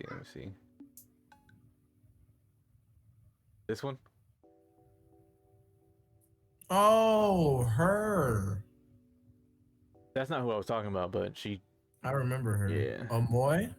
Dario? This guy. Is this who I was talking about? Oh. I want to see more of him. They had a little bit of backstory. They just, instead of going forward, they should have just pulled a Star Wars and started going backwards. Because everybody really cares about the previous Ninja Wars, man. Like, Boruto is made like, okay, guys, we're ready to go back to everybody just murdering each other. So second Great Ninja War, let's go. I mean, first great one, whichever one they were on, the one before that one. Let's just keep going all the way back to the first one, and then after we get to the first one, we'll go before that, and we'll start getting to the Uzumaki clan and all that stuff. We'll start doing that shit, and then maybe we'll talk about Boruto. Yo, did they ever make a tie-in with what's her face? That's just my personal thought. Don't listen to me though. Who was the redhead right hand to Sasuke? Did they ever make a tie-in with her and Naruto's mom? Yeah. Dude, I feel like they didn't. I don't remember. I was waiting on that for the longest. I feel like I was like really like foaming at the mouth from anything more on his family. Yeah. I mean, it might, bro. But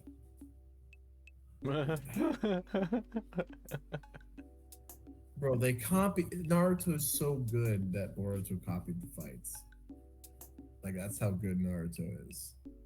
Like like literal hand sign for hand sign, motion for motion, location for location. Just put something over it with characters. And as I'm watching the And first like 20 it's episodes, oh my the emphasis on god. how much they put, like, oh, if the people of this village ever see that there's tragedy again, who knows what'll happen? Well, That we know probably what'll just happen.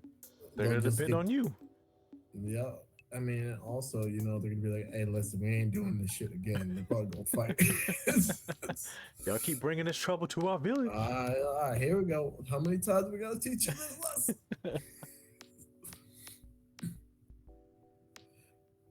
You know, um, but for Boruto, um, I think a good amount of it is I try to put myself like if I was a kid again and I were watching Boruto, would I enjoy it? Um, and I think about it and I think about it, and then I came to the conclusion, no, I wouldn't, because I'd be, you know, looking at Boruto, I'd probably be super into it, super liking it, and then they'd show like past Naruto stuff and how wild and crazy and stuff it is, and I'd be looking at what I'm watching currently. It's like, okay, when's it gonna get like that? Like that was wild. Like his dad was doing that. Okay, that's crazy. That's crazy. What's going on now? Okay, look, got a little god. I actually don't care what happens now. They're still doing okay. Filler is Raw on episode 15 of Filler. Okay. Oh, hey, yeah. Sakura gotta go save him. She got a whoop ass, fucking kick ass fight scene, and she fucking going in. Yeah. I love seeing the old heads come in with their OGs. All right, here we go. Tune in the exams coming up. What's this? Oh, okay. Garo's son coming up. He's gotta come in. Okay, I know he didn't disappoint. Okay, that he came in spec. Okay, great. Naruto said, okay. Let's see what you got, kid. You cheated. All right. Cool. All right. But you stay because you want to see the main character's sons and stuff and their daughters like succeed. I love Sarada, bro. That's why I watch Boruto, because she is super cool. Isn't that And Sasuke and yeah, Sakura's? Okay. yeah, but she it's weird, like they did like a mentor swap. Mm-hmm. But like I like her like leadership style. Like also I just love Sakura's raw strength, and she's got it. And you hear her do like her mom's like little chant when she hits shit, and then like you see the ground like go like I'm just like, oh fuck yeah, dude. Like I missed that monster strength, like gorilla strength. That's just hilarious. But no, she's super cool, bro. Like she's smart as fuck. Not as smart as Shikamaru's kid, but Obviously. he's oh my god, that bro. If he actually decided to not be lazy, he's gross. Like father, like Kid's son. gross. No, like better, better than him. It's crazy. If he just decided to not be lazy one day, I'd be a little worried. The kid's intellect's literally on par with his grown dad's. Like that's a little wild. It's almost there, but it's fucking up there, dog. Ooh, oh, bro, what the fuck, bro? They could have made him great. Could have made him great. They could have. They turned him into Like Cyclops and put him that's off to the like that. side. Like like everybody that had like a specialized clan jutsu is just not heard of again. Aww. Like it's Y'all just just made me wild. remember that Neji's dead. I mean, it's kind of on you for forgetting. I mean, it hurt too much. I mean, I'm not gonna let you have that one when Jiraiya went before, so that one hurt the worst. Everybody else was just Dude, I was so thrown off when that toppings, happened. toppings. I really wasn't expecting him to. Actually, I'm not gonna actually spoil it because there's some people who still try to get into Naruto and watch it. So I wasn't expecting, Oops. you know, certain events. I mean, we probably already said it, but so it's in the chat too. Might as well. It's a spoiler alert from this point forward. So if you stay here, why not? You know, I really wasn't expecting him to not get like any sort of like backup at all. Like I thought he had like maybe like some other agents or Anbu like in the area. Nah, straight Goes gang on a solo initiation. mission. What the actual? You know what I want to see. Just for like, because Minato's getting his own like backstory because he has nothing, and that's what the fan base voted for. I would love to see an alt timeline of Jiraiya in perfect Sage mode, not the imperfect Sage mode that he has. Because even during Naruto's, like they said, like Jiraiya's wasn't perfect, but because Naruto, didn't get the message that pain was there, he completed it fully, and he was a perfect Sage. Like I want to see Jiraiya's without that, because that's why he hit like a toad and stuff still. Like I want, because everybody else, think about it. Orochimaru had his was perfect. Tsunada's was perfect. Jiraiya's was the only one that wasn't perfect, but he was just really good at what he fucking did, and they all liked him too. So they just come if they summoned him anyway. He's insanely powerful, but I'd love to see him with a perfect Toad Sage, Jutsu, like clean face, like those eyes, like, and just see him look like legit Jiraiya, and just stand there and have him next to Naruto too. Like they both completed the training and they both come back for pain. I'd love to see that, but like alt timeline, like the what if kind of thing that they Did did I Marvel. Like I'd love to see that shit. did I read correctly that they revived him or they brought him back in the manga or something like that?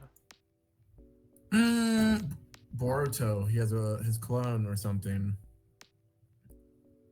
I think somebody found the piece of Jiraiya, like, and nobody knew how they got it. So like that whole time he was gone, somebody was looking for it, Okay. and they fucking found it. I think, if I'm remembering Boruto correctly, or not.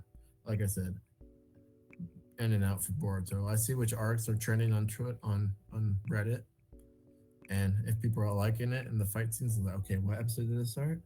Okay, how far away was this? Okay, I don't really need to know any of this. It's not really like significant too much. And then, okay, let me watch this. Like, it's hard for me to get attached to a lot of the kids and whatnot when their missions and stuff are kid missions. Like, they have some where they go out and they get got, and you're like, fuck, if these kids a break. Maybe not. Like, I know Naruto was bad, but these kids go straight up, for some reason, just straight up fighting gods out of nowhere, and they don't need to. Shit. I feel like there was no goddamn break. I feel like there was no progression with the kids in Boruto. I feel like they just all got kind of like thrown into the like the teams didn't start mending or meshing and doing joint missions and stuff. I mean, they did, but it didn't feel. Some of them didn't feel like genuine. Stuff was on the line, or and they didn't. Doesn't have to be, but sometimes it didn't feel like jutsu progressions like weren't going there. Like they didn't climb this milestone, or if they did do a major milestone or something like insanely powerful, and they had like that level up. The next time you see them, they're like downgraded, and you're like, I just watched you wipe a quarter of the acre with a swipe of the sword. You got beat in 2 seconds. What's going on here? What happened here? It's like the power scales is just so. Fuck that, no. Take the L. I'm so glad you got where you got, but that whole series just. I don't know, because like once you get a character to a certain point, and then you start fresh with the new generation, like you kind of have to look back at the beginning of everything. How did we do it? And we mirror it and do better, or do we just mirror it and then do better later on? And I think with Boruto, like they started off the first episode of the entire series with a future situation. And then they go, back all the way to the past of how it all began. It just seems like everything started really quick. Like I said, like, when we had Naruto, we saw every single young ninja Yes, we got to know growing. them. There was growth. There was progression. They had interactions and stuff. And then with Yeah. everyone's all refined and like they, their parents, blah blah, and that's like they come in ready for battle. It's cool, but I think we were just kind of like spoiled with that progression. That's what we're looking for, and so all these kids are coming in with all these super, they're strong and they're very powerful, but then that just leads to very powerful enemies right off the bat. Like there's just no like easing it in. It's just like, here you go. I mean, the beautiful thing, like with Naruto though, is each villain they fought, the power scale wasn't so bad that their sensei couldn't really like handle it. You know what I'm saying? Like they would go like to the brink, and the kids would still be like, don't get me wrong, these are dangerous ass little shits running around. They've been like that, and they can fuck you up if you let them. But like it's no, there were never too many missions to where like while they were on mission fighting their enemy, their sensei wasn't able to be overwhelmed and not teach them at the same time. Except for maybe Zabuza. Like that was a little different for Kakashi. He wasn't ready for that shit. He got caught a little pants down there. That, and I guess when the Akatsuki really started to come in, that's when they all met their match. Shit. Yeah, because it was everybody was expecting it, other villages and stuff. Not the ex generals and heavy hitters from the ex villages all in one group. Who was the one who smoked a lot of cigarettes and he had the knife? Oh, brass knuckles. Oh my god, bro! Died quick. He didn't die quick. Oh, when they came through, yeah. Shikamaru Sensei. Yeah. Oh god. And what's her name's baby daddy? Asuma. Yeah. Man, they really let. I wanted more. They really let her go. Everybody did. He went way too soon. way too soon. We barely got him after. We got him like up to the tuning exams. Like that was it. Yeah. And then they left her with a kid. Bruh, like, oh my god. You know what's happening in Boruto right now, bro? I don't think there's to be honest, just because everybody's so conditioned to it and used to it since Naruto all the way like through Shippuden and stuff, there's just not enough death. Like I don't think people are used to like ninjas not just fucking dying. Like on mission and in the village, like hard deaths. And like enemy ninjas from other places, rogue ninjas, whatever it may be, like dying, like, but they're all just captured and it's happy fun time. Let's talk to them type stuff. There's some stuff that's like seems like they're animating it serious, but it doesn't. You just don't feel it. You just don't feel it. It doesn't have the same intensity. It doesn't have the same like threat level. Like there's some cool villains that are written and whatnot in Boruto with their powers and whatnot. Like, and there was like one, she was a female that had like a split personality. And I thought was a really cool idea to work with, but they just kept it PG. Like, let some of these kids die. Like, her split personality made her a terrorist. Like, everybody's all hunky dory in the village. Like, nobody got iced at all. Like, if this were back then, like, people is gone. Like, your little niños and stuff, they gone. They went to school that day. It got blown the fuck up. Terrorists. Everybody gets saved. Some of these kids got to go. Everybody gets saved, or at least the teachers or something, I think that's why Attack on Titan was so good, because they was just writing people off. I mean, I don't really like shows where you get like attached to manga and they get written off, but like you gotta at least have like a main character or something like go down. I think, and then I mean, we lost a big one, but that was more like a gut check to the OG Naruto people than the Boruto people, because they wouldn't have been affected like we were. We were just like, rewrite it now. It was supposed to be the boy. Rewrite it. I feel like bring him back. if the character has been written well, they played their part, and it's their time to go. I think that's the perfect way to do it. But if you're just flashing someone in there, you trickle them in here and there, and you're like, oh, this is going to be a big dev. How? We don't know this person. And then yeah, if you're not Especially if ending it's like a villain lives, that hasn't really been around a little bit. if You know, everyone supposed is, to. yeah, like if everyone's continuing, like you said earlier, like everyone is continuing to be saved, like there's just no life or death. This is like, well, Because there is some in it. There is some. There's like it gets better like later on with like the threat levels and yeah, stuff.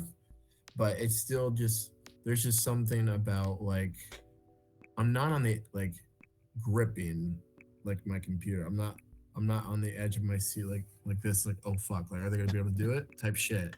I'm like, no, I know they're gonna be able to do it because this fight is leagues worse looking than the fight from mid season. So I don't know what they're doing here. Everybody's going hiya, hiya, hiya, and then when they're done, they're like, oh shit, they're getting mad at us. Quick, grab the final fight between Naruto and Sasuke. Quick, put two other characters that we have from Boruto over the exact same fight, hand sides and everything. Put them in a different field. Let them go at it. Nobody will notice. Same day, same episode. Not even 5 minutes after it came out, they immediately tore them apart and read it. It was a field day. They're like, I watched it. My boy showed it to me, and he's like, hey man, watch this real quick. And I watched it, and I'm like, this is literally the final fight. Like it's, and I hadn't even seen like the new fight for Boruto. It was like a Crunchyroll clip. And I was like, okay, let me see what everybody's like getting mad at. And I watched it, and I legit, my eyes turned whatever I was watching back into like both of them fighting. I was like, wait, like he's gonna go right here, and they're gonna stop. Wait, are they really gonna like do the hard like hand stop, and they're gonna do the cancel tone like, ching, and you're like, uh, I was like, oh, uh, I was like, oh, you guys know it, huh? Oh, you guys know it's bad, huh? they recycled it. Recycled the fight, and you are not gonna sneak that past us, dude. You're not. Mm-mm. They put that fight legit right next to the other fight and played them at the same time, and there was not much difference between the two. There's legit not much difference between the two at all. Now, That's terrible. Sakura's fight is 100% OG. That's not copied from anything. Like that shit, like that's what got me into Boruto. I was like, okay, I saw the way she fight right now. This is about to be some hot shit. It's about to be some hot shit, and it's been a hot mess. I thought you was talking about the one where she was fighting Sasori, I think, the puppet master. I'm talking about in Boruto. Okay. She gets there's a part where she like goes like absolutely like I was like, oh, okay, like okay, like, and this is how we start. Start with Sakura, and it's like this, that, and then I was like, okay, where that? I will say that's the first time I took Sakura seriously. Is when she like, she had to oh, go up against Sasori in the puppets with what was it, Granny Chewy or something like that. Done so well. I feel like everybody internally did not want to say it out loud. It was like, redemption. They heard us. It's your shot. Even though it was already written in the manga, it's like they animated it. Here we go. They made it better. I played one of the Naruto games the whole fucking time, and playing that fight was really fun. Dude, it was hard. It was hard, bro. It was fun, but it was hard. Wait, what difficulty do you have it on? Oh, max. Oh, okay, that's why. Bro, what you mean? I gotta play Rock Lee. It's of course it's max difficulty. There's no way to get better as a taijutsu user besides max difficulty. There's no way to get better, bro. You nerd. You damn right, bitch. I legit was a Rock Lee main, bro. With Guy as my secondary.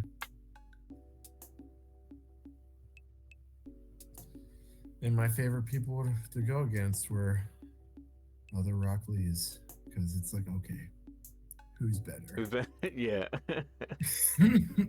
Who's better? And a good amount of the time, I was humbled very fast.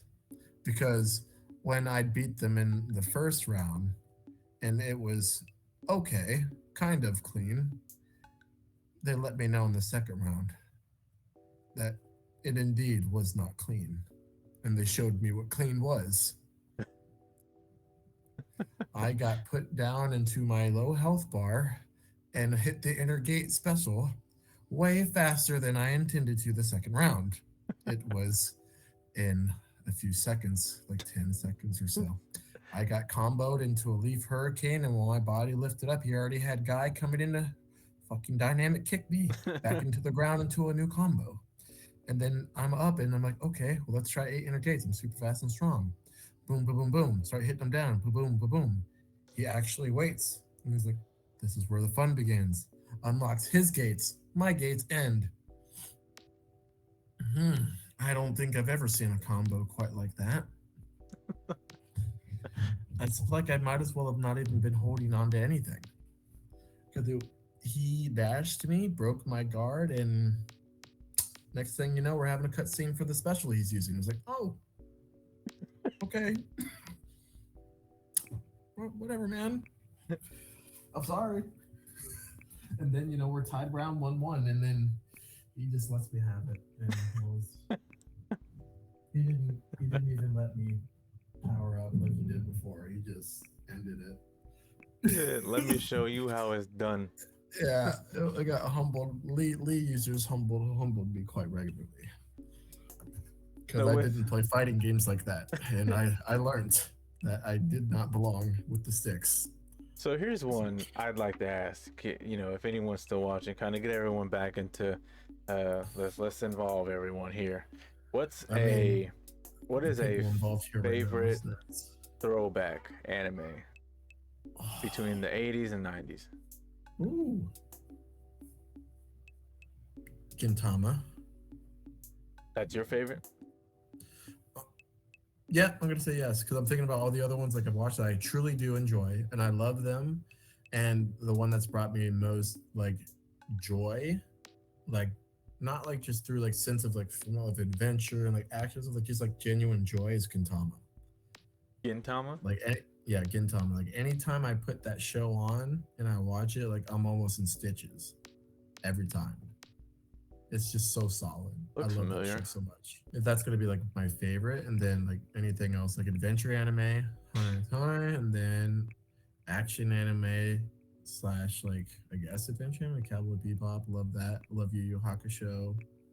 There's too many, bro. Keep it going. What's up, Cowboy B-Boy? Or Cowboy Bebop, Yu Yu Hakusho, Rurouni Kenshin, Astro Boy. The Astro Boy? Yeah. Yeah. It's OG. Samurai Champloo? Yes. Afro Samurai. Yeah. Yeah. Oh, Trigun. Trigun. Oh yeah, I finished it on Hulu. It was really good. Hey. Said it at the same time. Yeah, Rurouni Kenshin, you know that they rebooted it? Yes. I can't wait to watch it. I don't know. I'm a little nervous. I saw the art style. It's like modern anime where everything doesn't just feel gritty. Over exaggerated. It doesn't feel gritty. I'm giving it into his Ronin form. If they don't do his Ronin form, like Mitsurugi style and stuff, like if they don't do it, I don't know, man.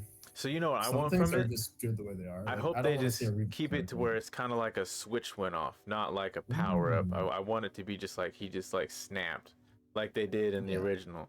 Because if they make it to where it's like a power up and he's just like superhuman, I don't know about it. No, they can't, dude. There's no way. They got to keep Fist of the North Star. Okay.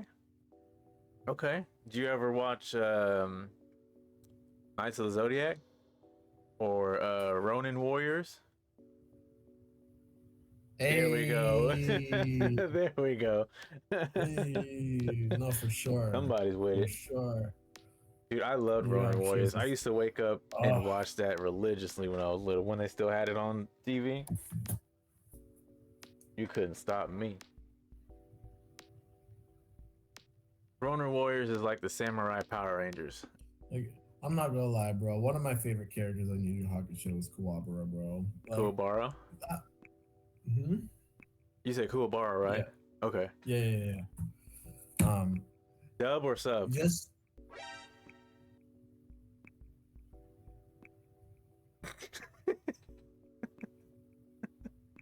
I can't see without my subtitles.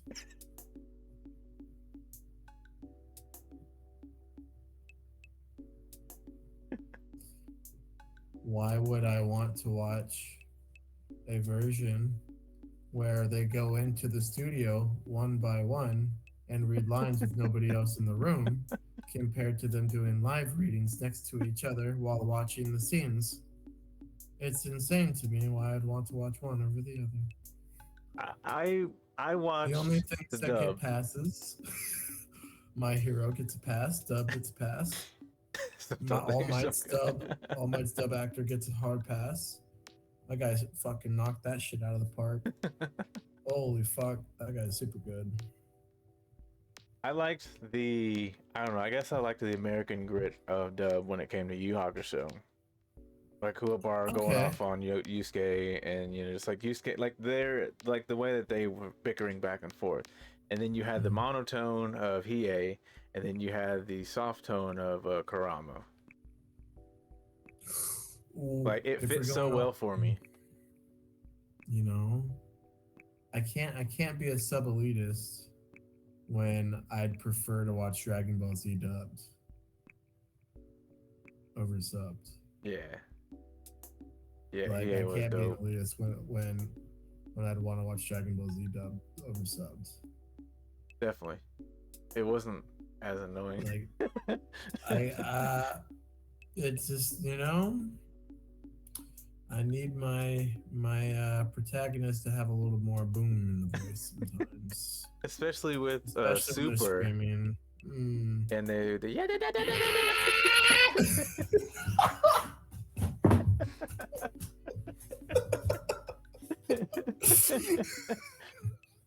Like, because so the funniest thing is that when it comes to I did like a mental comparison when it came to Gohan fighting, because Gohan and Goku's voice actor and sub in Japanese is the same woman. So whenever Gohan's fighting, yeah, but when Gohan's fighting in dub in English, he's ah. So of course I'm gonna choose English dub because I don't want to hear the actual text of the voice. Oh man. Oh, it it did. Yeah. That It the did. Goku and Vegeta fight actually did sound really good subbed. But I can't take Vegeta seriously if it's not Yeah. the English dub. I His really fucking sub can't. voice is He so had that soap opera. bass. He had that, yeah, it really is. He had that bass in the dub, like Yeah. Kakarot. Huh. I'm the Prince of Saiyans. Who are you? Condescending as fuck, and then you got the sound like It was more raspy like a smoker. I liked when Chris Sabat did the voice of Vegeta from like the middle to the end of Z series. Whatever he's doing in Super, he can cut that out. I like the grit that he had when he did Z from like it was a gritty time period. Yeah, it was. It was a gritty ass time period. Oh shit! Yo, You the really one think thing about that it, messed me up was it's when they sucked all went the to fight the androids and he put a hole through Yamcha's chest. time. I couldn't believe It it. got so I had real. never seen anything like that, and like they had the whole hand through, and he just sitting there twitching.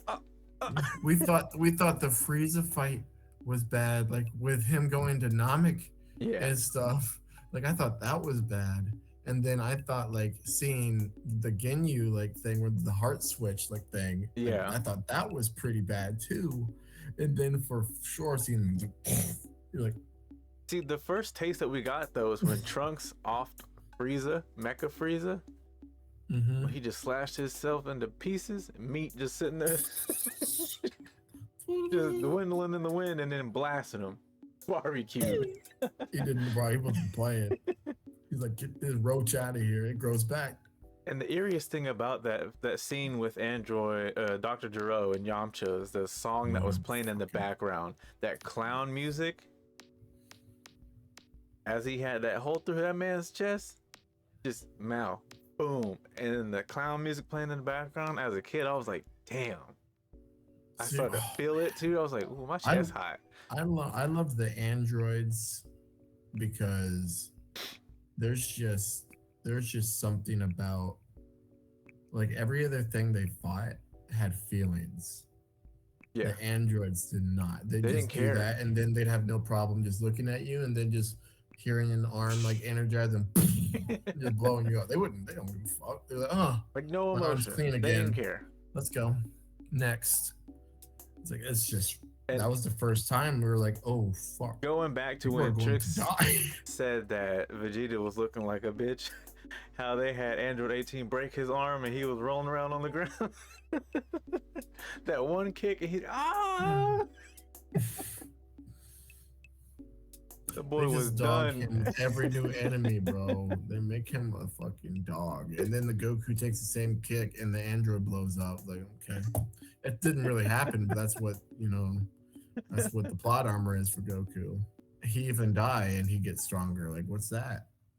Just training with the halo on. Like, No body. like, Everyone else is just a soul going through the pearly gates, and this man got a Like- halo on his body back. like, shouldn't you come back with like a white form or something, like a white fucking key as an angel or whatever? Like, you should only have like spiritual like power or some shit. Like, I don't know, man. I'm just talking outside of my neck. You know what I mean? All right, so while we're on the subject, okay, let's just start with was there any move that you would act out watching Yu Yu Hakusho? Like, what was your favorite move?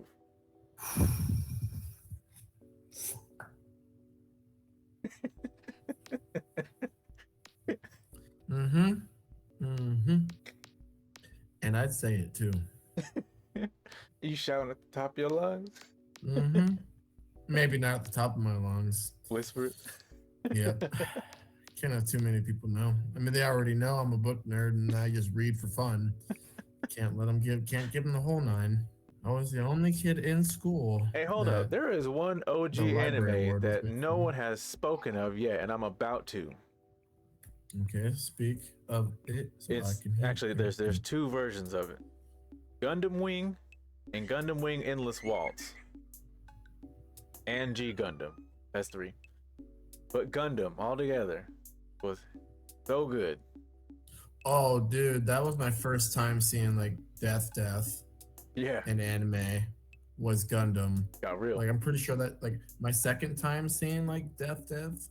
But it was like it not being showed was Zoids, like Chaotic Century. Oh yeah. Like the war period. Dang, Like that was like Zoids. my legit time, Yeah. like seeing like wartime death. Because Gundam was like individual pilots. Yeah, like, you because know, they're it was dying, it you was feel kind of for the- confusing. Like this is mass war casualties. Like Yeah. you're just watching these like soldiers and stuff that you know they're in these Zoids Yeah. and they're just blowing up. And that's it. And like you see the Zoid wrecked and shit, and they're not moving, and you know, like, oh fuck, dude, they're hard dead. Like Just nobody's taking a coming nap. to check on this canopy. Like they're hard dead. No one's coming These guys out. are hard dead. No one's going Like in. this is a giant T-Rex coming in, just everybody just died.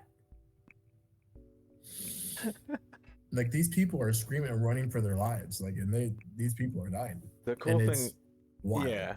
And the cool thing about Gundam is that you knew they were about to blow because they started screaming as their cockpit was just like lightning, things blowing Yep. up And they know there's no eject. because they're in space. Yep. Unless they were on a And planet. if they eject anyway, the Gundam's gonna just slice the escape pods. So, Yeah. Like dog, like you're watching like one thing go, and you're like, how many was that? What was 100, you said 100 of them in one thing. So I just decommissioned myself. I'm going home.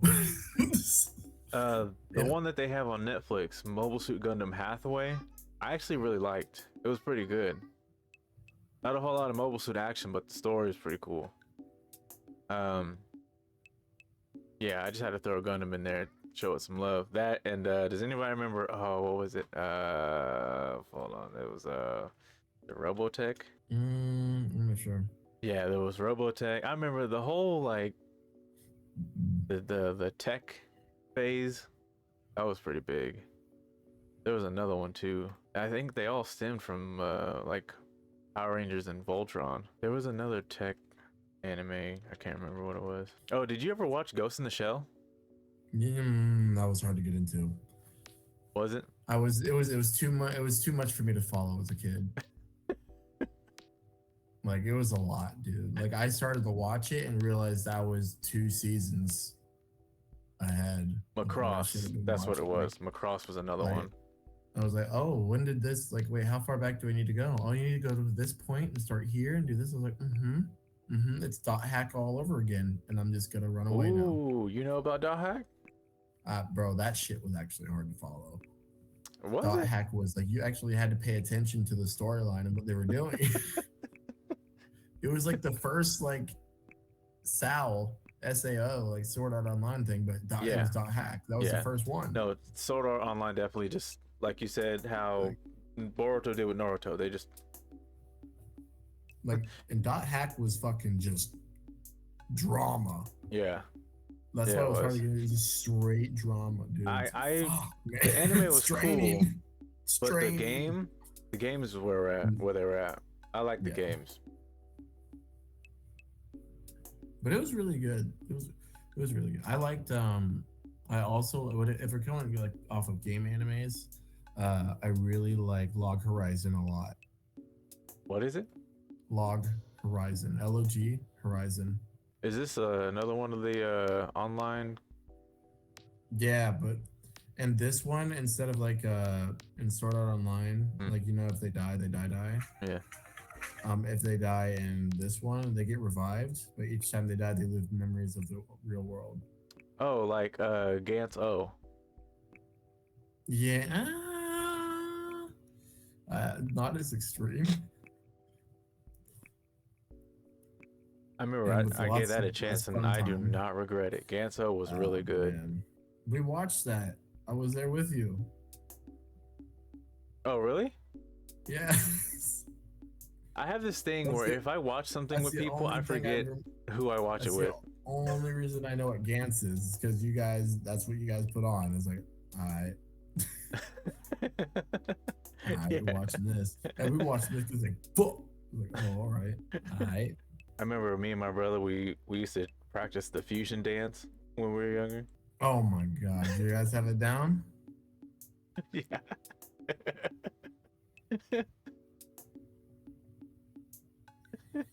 We sit there and watch the video. We kept having to rewind and go back. Finally got it.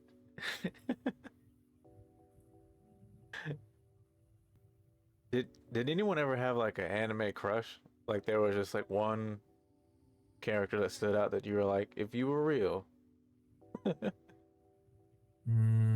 Oh, dude. Honestly, it would have been so bad for me that I'm glad it didn't happen. Uh-oh. If they were a real character, it would not have been a good time for me, bro. That's fair. Magician Girl? Oh, that's yeah. fair. That's OG. Oh, yeah. That's OG. That's fair. Yeah. That's fair. You like blonde? Oh, let me look her up. No, Revy from Black Lagoon. That would have been bad. It would have been so bad. Revy from Black Lagoon. Hold on, let me look her up. Very abusive. she's very abusive. First thing that came up. She's where I got my taste in the type of character came from. I see. Okay, you a tough girl. Shit, yeah, for sure, 100%. With the shorts. Like that. The shorts was whatever. It was the way she spoke. I was like, oh. Just looking at her, I almost feel like I know who her voice actor is. I was like, oh, I guess I like this. I guess I like a tough motherfucker. Your shorts got tighter as a kid. I don't know. I don't think it was like that, but I think from that point on, like I kind of like started leaning towards like more like alt and like goth girls and stuff compared to that, because like a lot of them had like the tattoos, and you know they had like and they did like the scrap and shit, and I was like, okay, okay, and they accept me for who I am, okay, but they're mean, but they're not mean to me. A real woman.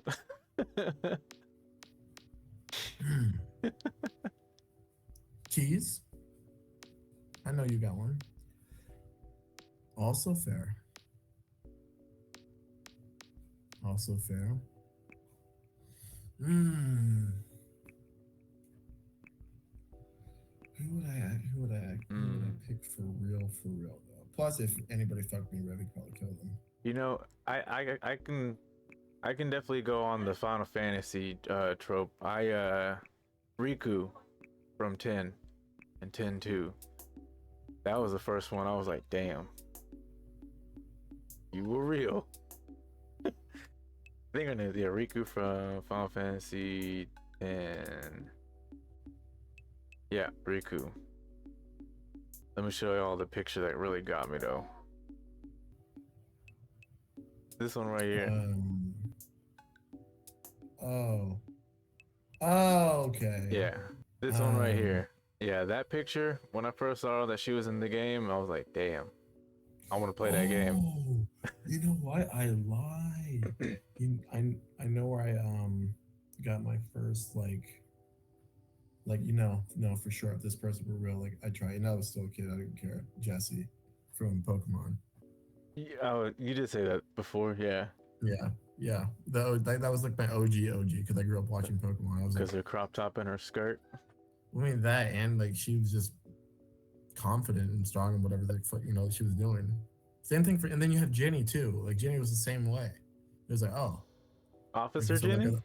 I guess I like Thoratol. Talking about Officer Jenny? Or Nurse Yeah, Jenny?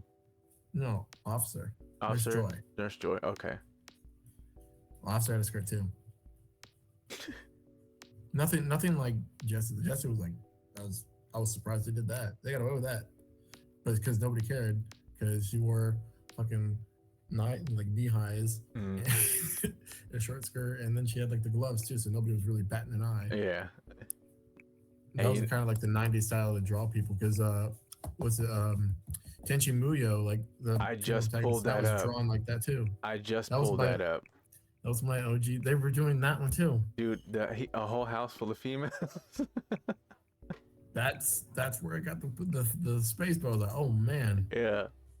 Come on down to the Earth. One that she had like the blue turquoise hair that's supposedly an Mm-hmm. alien. I was like, oh, there's something about her. He's like, Yeah, it was like her brashness.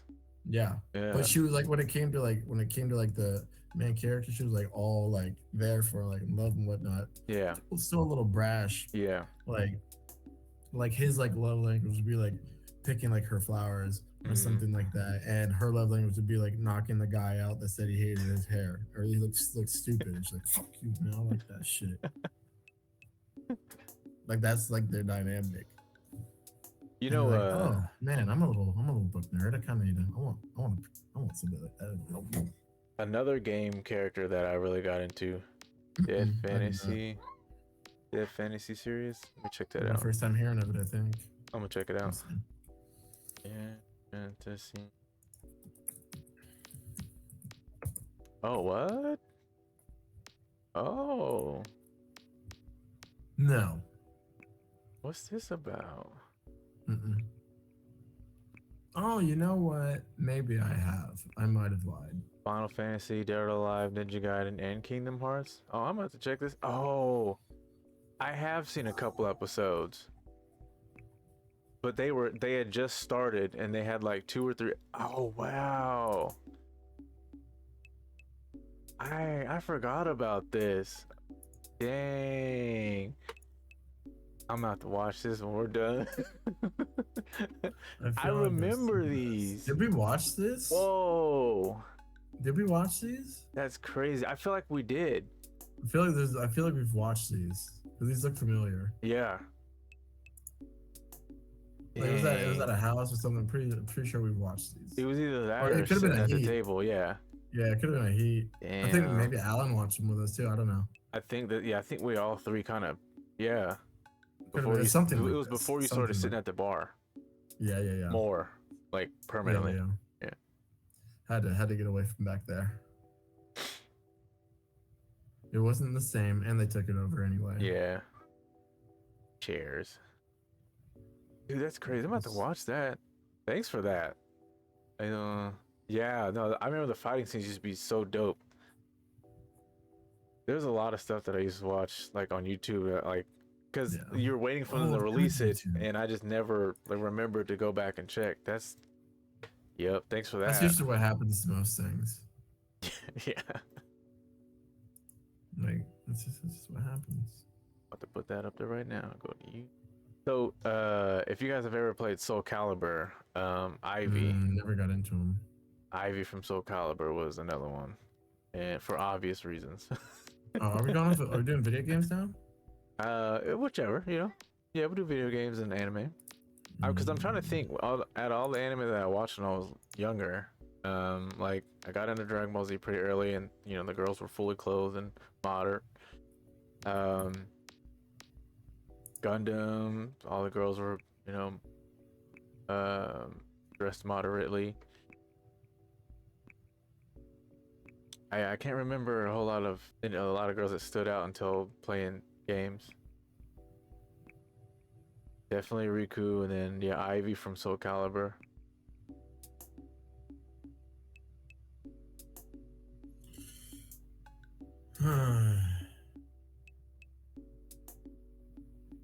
Yeah.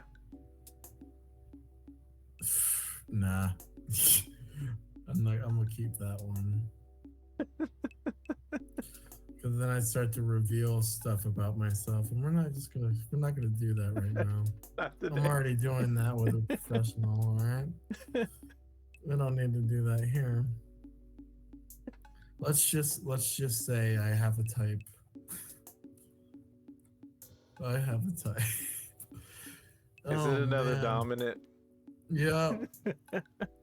But she doesn't. She hates everybody else, but you know, like the one person. Is this Inuyasha? No. Okay. So no, it's one where a you lot got of hearts people over die, Kagome? including her. Is it a game or anime? I'm gonna self guess. Okay. Okay. Don't. It's pretty famous. Old or new? Old-ish. But I honestly, like, if I'm really like thinking about it, like, would I want that to happen to me? Absolutely not. Would I want that to happen to me? Big clue. Okay. Most likely not gonna get it, but I'm gonna think it. I could just tell you because I didn't know at the time when I was watching it what type of like personality that was, and that it was bad. Uh-oh. But to me, in my eyes, nobody else was going to love him, and she loved him anyway, regardless if he did or not. She was always going to like genuinely love him, even though she wasn't that great of a person. And I was like, oh man, like that's kind of wild. Like that's wild. Like her name's Esdeath. Oh, okay. I wouldn't have got it. Wait a minute. Yeah, Wait no. a minute. Yeah. Wait a Akame ga minute. Kill, bro. What was it from? Akame ga Kill. Oh, okay. Yeah, I didn't get to watch that one. I thought you were talking Like about that dude don't get Elfen attached to Lied. anybody. No, God, no, bro. Jesus, run. All the way. Hey, yo, since we're talking about throwbacks real quick, did anyone not like the movie Akira?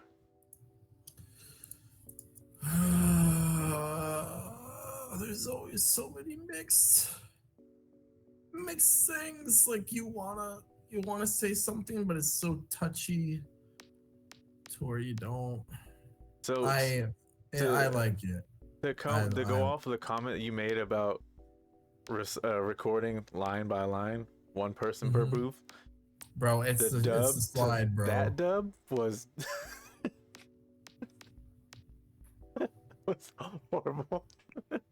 The beginning of the movie was trash. Like, And even like just the end, like it's like the itself is animation great. going with the dub of the action. It was just like, oh my gosh, this. Like it's where we get that's where we get our infamous slide from. Not infamous, famous. That's where we get our famous slide from, dude. It's been caught like that's what started it. Every bike slide, every motorcycle slide, any kind of stop is strictly from Akira, like that slide. Like the animes have been doing it ever since the Akira slide. Oh, okay, okay.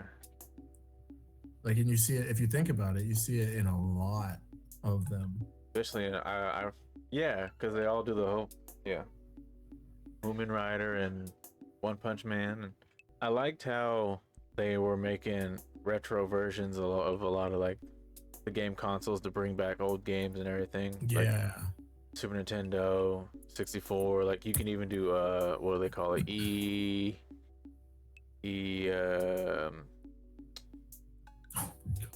I guess I really do, bro. I'm just thinking of it more. The word I'm looking for. I can't. While you're thinking of that, I got another one for you, bro.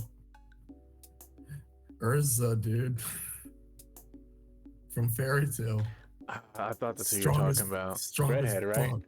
Strong as fuck, bro. And I'm just like, yep. Another dog. Works for me, man. Don't get me wrong. I'm not like a sub. Like I just like a strong, confident woman. Yeah. Like I like that shit.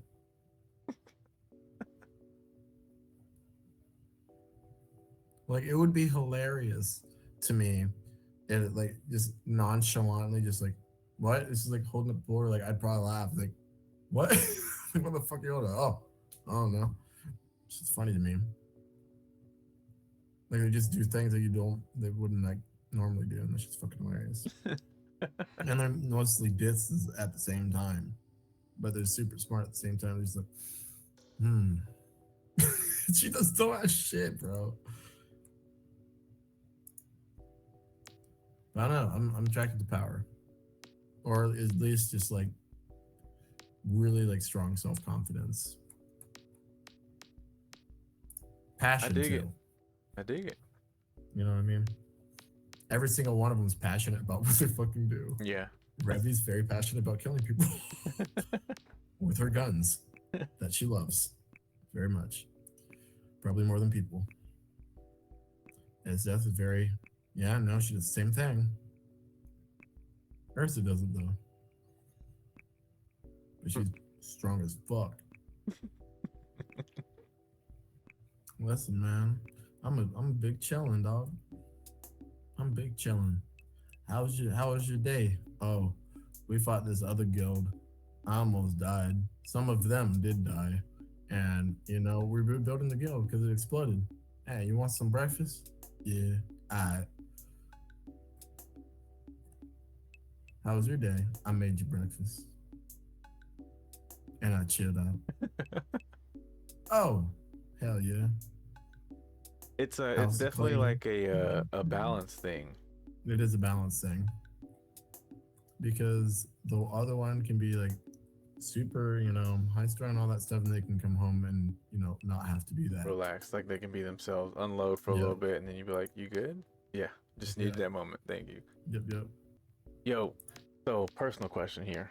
Did you, it's a twofer. Did you ever like do sleepovers with friends when you were younger? Yeah. What's one fond memory that you remember as a kid during a sleepover? One that could really summarize the epitome of childhood. I don't know. I have to think about it. For sleepover wise, probably a LAN party. You had a LAN party? Hell yeah, dude! I went to one. It was fucking awesome. Everybody brought their Xboxes and stuff. We all hooked them up, dude. It was fucking Halo all night, baby. And then we had one at my house. Everybody bring their Xboxes and PlayStation stuff. Oh yeah. It was a good old time. And then we don't So, ride bikes and stuff. did anyone's parents ever complain about the internet usage around that time? Was that like I don't know how that would work because I Not never not around, not in the evening. know. I was hoping somebody could say it. I didn't expect that. Because I mean, like anyone who's a minority, your parents gonna always complain about the bill. So when you have a LAN parties using up all the internet, I want to know who's got complaints.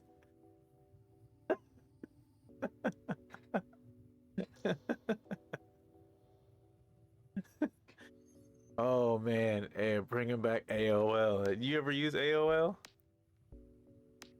Yes. 30 minutes per song, but really dedicated to that 30 minutes.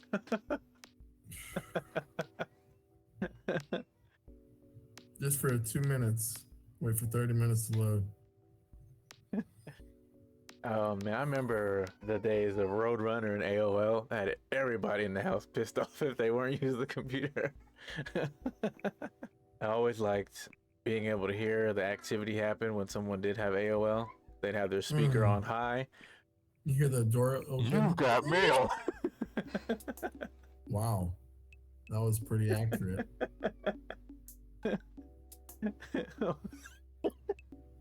Oh, the days of old internet. MSN, AOL, Roadrunner. What was it? What was the what was it called? AOL Messenger? I know they had MSN Messenger. Was it AOL Messenger? Or was it something different? AOL. AIM. AIM, that's what it was. Yeah, AOL Instant.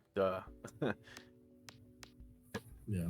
AOL Instant Messenger. Yeah, I remember I had MSN, and then everyone had AIM, and when I tried to get AIM, nobody would talk to me. Good. Anybody trying to talk to you is a creep. Oh, Nobody should be talking to you on there. no, like okay, so that's how you know I'm your friend, because I said good. And nobody talked to me. Good. like everybody, especially like I think when I knew everyone had AIM, I always knew mostly Asian kids had it. And then like they get these little big ass group chat parties and they'd be talking and just see the chats just go. No stopping, just go. Couldn't read it. Everyone keeps posting stuff. Yeah, man. I tried it for a little bit and I was like, I can't do this.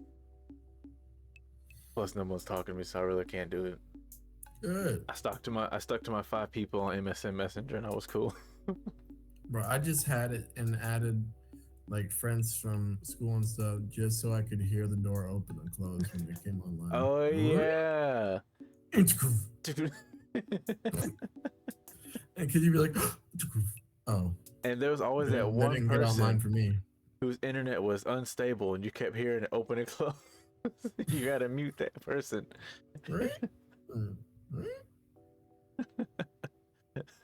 Hey, did you ever have a Zanga page? I don't even know what that is. Good. Oh man, that was social media for everyone back in the day. Let's see if Zanga even still exists. Zanga 2.0 is here. Founded in 99. Oh, people ask, is Zanga still active? Zanga, up until a few weeks ago, we would not be talking about Zanga at all. It was completely dead and buried. That was back in 2020. Oh, that's crazy. Oh yeah, I did. Oh, okay. Never mind. I didn't. But we are now. Yeah. Oh, yo. Yeah. Okay, we live. My boy finally out of PT. No. Oh, hold on. Oh man. I thought that's where you were at. They canceled it, but. Oh, bro, happy day. We'll go to the gym, of course. Hey, wear gloves. Of course. Man, 3 years running with that gag. So we have an inside joke, and he didn't catch on to what I was doing for the first like week or so that I was saying it to him. Because after work, he'd be like, all right, yeah, I'm gonna go hit the gym. He'd be like, all right, my boy, make sure you wear gloves. And Oh he'd be yeah. like, he just look at people like, all right, I'm gonna go hit the gym. And he said it again as he was leaving. He's like, all right, make sure you wear gloves, big dog. He's like, why you keep saying that, bro? So you said, he's like, cause you said you're gonna go hit the gym, dog. I just want you to be safe and wear gloves. He's like, I fucking hate you, bro. He's like, that's what you talked about the whole time. Yup. And ever since then, ever since that day, anytime he said anything about going to the gym or hitting the gym, I was like, all right, make sure you wear gloves. Yeah, you ready for kids? Don't say that now. Oh Lord. Yo, did anyone ever get into breakdancing? I tried, but my lanky ass body, my lanky and weak ass body couldn't do a damn windmill to save my life. I feel like I just enjoyed watching it. I don't more know, than not doing really. Like, I tried, but like, you know, after you watch, what is it? You Got Served. It. Oh yeah. I Like you start serving yourself. Just start serving yourself. You know, you try to do it. Everybody But acted dan- acted Other a than that, whole- I used to be able to crip walk. Then like, I lost it. You Bro, I don't do ever that. lose it. It's like riding a bike. You just gotta get it. You gotta get your foot. No, I lost it. Bro, y'all watch me do that in I was Korea. like Like either every third or time we fourth went to the grade. dance club, I I started forgot what I doing was that. doing. I was like on my way back to class, and I was just crip walking. And my vice principal, she was a black lady. She was like, "Hey, stop crip walking and get back to class." I was like, "Oh my gosh, let me stop playing around out here." Oh, you know what, Uncle Paul? Since you said you're not talking about that, okay? So, question for everyone, but this is directed to my uncle. Did you used to rave, like really rave, light sticks, glow sticks? I think Like Sean Terry probably Crews did. music? I never did. Like Terry Crews rave. Yeah. Oh, shirt off, I everything. want to. Whistle, whistle and everything. Glow sticks and all. I liked being I've able been to to a like. couple. I like being able to like you go to like the state fair or you know like the yeah, like he did strings, or like you go to Chuck E. Cheese or something and you get the glow sticks and you keep them fresh until nighttime. You just swing them around. I would do that. I would when I was young. I wanted to do all that urban shit. I wanted to do graffiti. I wanted to break dance. I wanted to rave. I wanted I to didn't do all really that have stuff. No, I wasn't really into all that. I mean, I thought breakdancing was cool, and I always tried to do the spin-a-rooney, but that was because of Booker T, not because of breakdancing. Booker T is the reason I tried to do the spin-a-rooney. How'd that go? Pretty good. I got it down at one point because like wrestling was such a huge like thing, like, especially back then. WWE, Like, WWF, WCW, ECW, all of it. Like it was a Raw. huge part of our lives. So like when Booker T was around, Yeah. you know, like I like he had like dreads, like as many like dreads, but and I had like my hair around like the same length. And so when I'd ever hear it come on, he's like, "Can you dig it?" Suck? And I would stop where I was doing. I'd be like, it's fucking do a spin a Rudy, bro. And be like, and then I'd be like, I would literally like I'd see the match line up.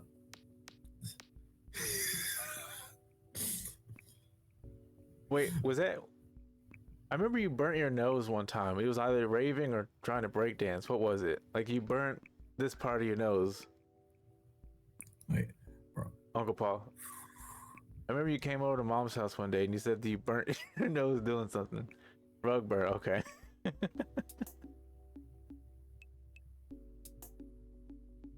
Oh, dang. Damn. I can definitely understand the rug burn. I in my little ass living room in our apartment that we lived for all of 12 years. My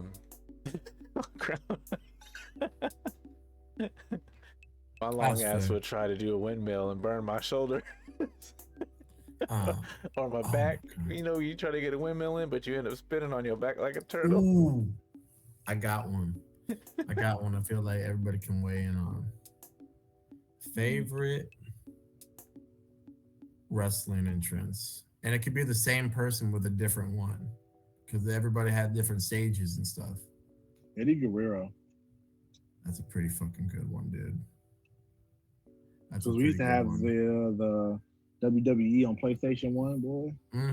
Top Bro, I tier. used to make my character have his theme song when it came out. Oh, yeah. Viva la raza. I always felt like I could like anywhere like Eddie was at, if he was like whatever, like I could chill with him. That's like that's the way he made me feel like as a wrestler and stuff. That's like what he represented. He made me feel like I could just go chill with him, and he'd be like my Uncle Eddie, and he didn't even know me. Oh, yeah. But favorite. Oh man, one. I guess favorite entrance music that gets me hype. It's a tie. It's a tie between Edge's and Batista's. Mm. Mine had to be a tie between The Rock and John Cena. I love John Cena's. Like I don't know which one I love more, Thugonomics or You Can't See Me. I don't know which one I like more because I grew up with like I knew John Cena like when he came out with like Dr. Thugonomics. Like that's how I knew John Cena. Is that the one where he rapped on it? Yeah, he rapped on all of them. They're all his. Really? I didn't know Yeah, that. Thugonomics is his, and then he had a whole album too. And the main thing you hear now is like from the album. Yeah, when he's in like, "Time Is Up," my time is now. That's him. That's John. I did not know that.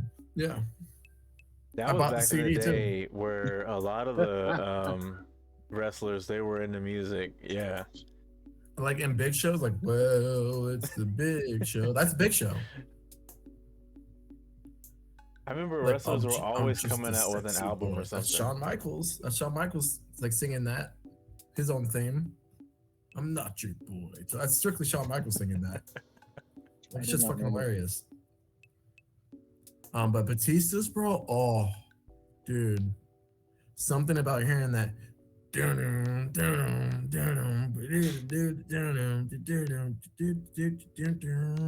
the pause, and you hear the and then he just comes out, and you're just like, oh shit, dog! Like, oh, bro! Like, especially the first time you see him, you're like, who the fuck is that? Yeah. And then he does this like, and you're just like, oh shit, that was kind of, bro, that was lit. That was fucking lit. And then Edges is just so good too. You think you know me? I like that one. That one was a good one. Oh, bro! Oh my god!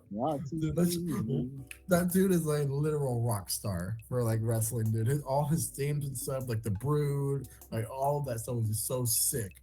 Like he's still doing it. It's sick, bro. Like the showmanship back then was just something else to behold. It was so much fun. Yeah. It was Like the story writing, like all of it, like, and nobody knew like Batista, like when he came out, like, and they signed him and stuff, they didn't know like he was gonna be like that ripped, like that strong, and be able to just toss Kane and Undertaker around, like just toss them around. And I was like, oh fuck, dude, like that's crazy. Like, that's so cool. Like you just like read about all of this stuff, like the camaraderie and stuff they have in the back and whatnot. It's super cool. So one that there's only one I really remember, but as I'm starting to really think about him, it will always resonate with me. Steve Austin. Oh my god! I like the way he walks out every time. He just kind of like, he's just like, all right, let's do this. Talking shit, bro. Like, I remember. I legit took water bottles and drank them, dude. Like Stone Cold, dog. I was doing, bro. Hell yeah. No, I couldn't do nothing like that. I'd have got my ass whooped. No, I was doing that shit. You have to do it outside. And then of course I was outside. I would literally run outside to go do it. I would run outside every time Triple H came into the ring. I'd grab water. I'd make sure I drank some. And when he was getting ready to like lean back and make sure to run outside and go at the same time, I'd say, like, bro, it was lit, dog. It was fucking lit. Dude. I think every kid who knew Triple H was waiting for the moment to just It was so good, dude. He made it so like you could legit do it. Yeah. Like as a kid, because he'd come because that was his water bottle. Like it wasn't nothing crazy. It wasn't alcohol, just straight water bottle. Yeah. You would judge every kid doing it. Like, you're not doing it right. Yeah. Because every kid would still have water shooting out instead of spraying out. Because you have to get out. Because like you have to have enough to like shoot out, and then like barely enough left to get the mist. It has come to out the mist. front. Yeah. Like the most of it goes up in the air, and the rest is just mist. And like you would see kids just sort Yeah. like all of the water they just had in their mouth, like Yeah, it they didn't go anywhere, chin. but It's like, oh man, you out. suck. And especially if Triple H is looking right at you, dude, you can't fuck up. I Fuck the remember people next to you. when I was younger, I always wanted the like the celebrity match between Steve Austin and Goldberg. I don't know why. I always wanted it. Like, I was like, are they gonna do it this week? You know who was an odd character, well written but odd. Goldust was strange, but it was neat. All right, He literally had he was neat. just a gold face, black stripe down the face. Like he was a character, bro. WWE? No, earlier than that. Should be earlier than that. Dustin Rhodes? Hold on. Yeah, I guess no. Let me see. Yeah, it is Dustin Rhodes. Oh, he was weird. Oh my god! Like he was super odd, but he was a great character. Like he did a couple tag team matches with Booker T. Yeah, and, like, it was just fucking hilarious, bro. he was like a Darth Maul kiss wrestler. Yeah, it was just each time like he was doing something, like you weren't bored. You were never bored with him. Oh, okay. He was one of them wrestlers. All right. Yeah. Okay. Booker T right there. Okay. Oh my god, I remember AEW. Whoa. Uh-oh. Holy cow, I'm gonna look that back up. AEW. That was a whole different wrestling federation, bro. Oh, okay. All Elite Wrestling. It's the second largest one behind WWE. Oh, like Sting, okay. Sting went to AEW. Some other people went to AEW. A lot of WWE stars like end up there. Oh, I've seen something like this recently. Yeah. It's not as good, but I haven't seen it in a long time, so I don't know. Okay, so since we're doing general questions here, what was one scary movie that really got you the most? That you've ever watched? 28 Days Later. That like horrified you? 28 Days Later. I'll even go as far as asking, when you were a kid, what movie put less trust in corners, dark spaces, anything, knives, weapons, anything? Like, what struck real fear in you as a scary movie? 28 Days Later. 28 Days Later? Yes. I feel that. The Runners? I had a babysitter and first watched me as a kid. Had me watch it as a kid, and it truly like fucked me up and made me scared of like zombies and stuff all the way like into like my like adulthood and stuff, because that's how bad the movie traumatized me, bro. Ooh. Bongo said Children of the Corn and Amityville Horror. Hey, yo, Children of the Corn, for real, like, that had me second guess white children a little bit. I had to look at white kids. You mean farmer children? Yeah, I had a double take on them. Well, no, because like, you know how like they look like. Oh, I think one of the girls had longer hair, and the boy had like kind of like a bowl cut. You're about to say, yes, I know how white people look, bro. No, just the kids. Every time I saw a white kid, I had to.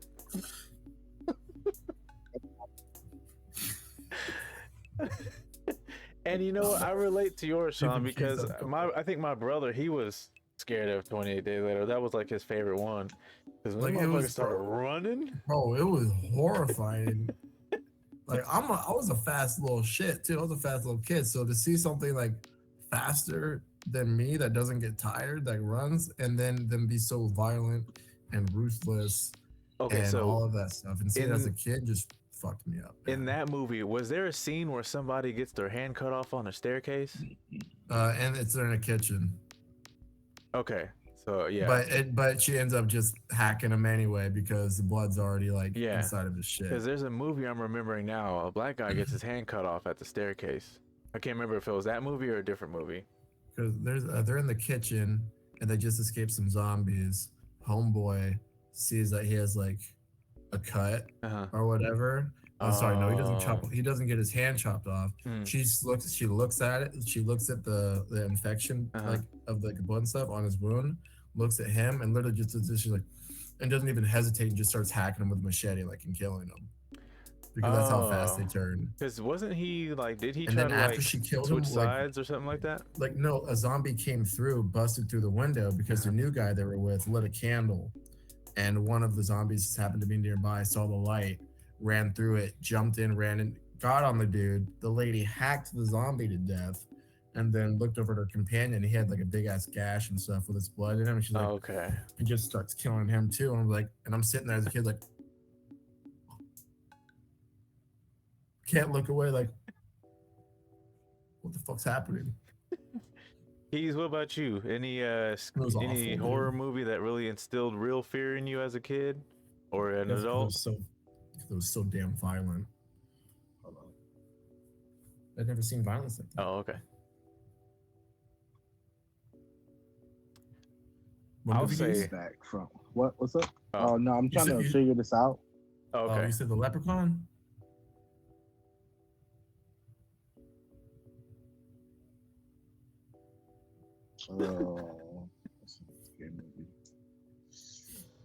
That is a scary movie. Until they got Leprechaun in the Hood. I just don't like scary movies in general. Like,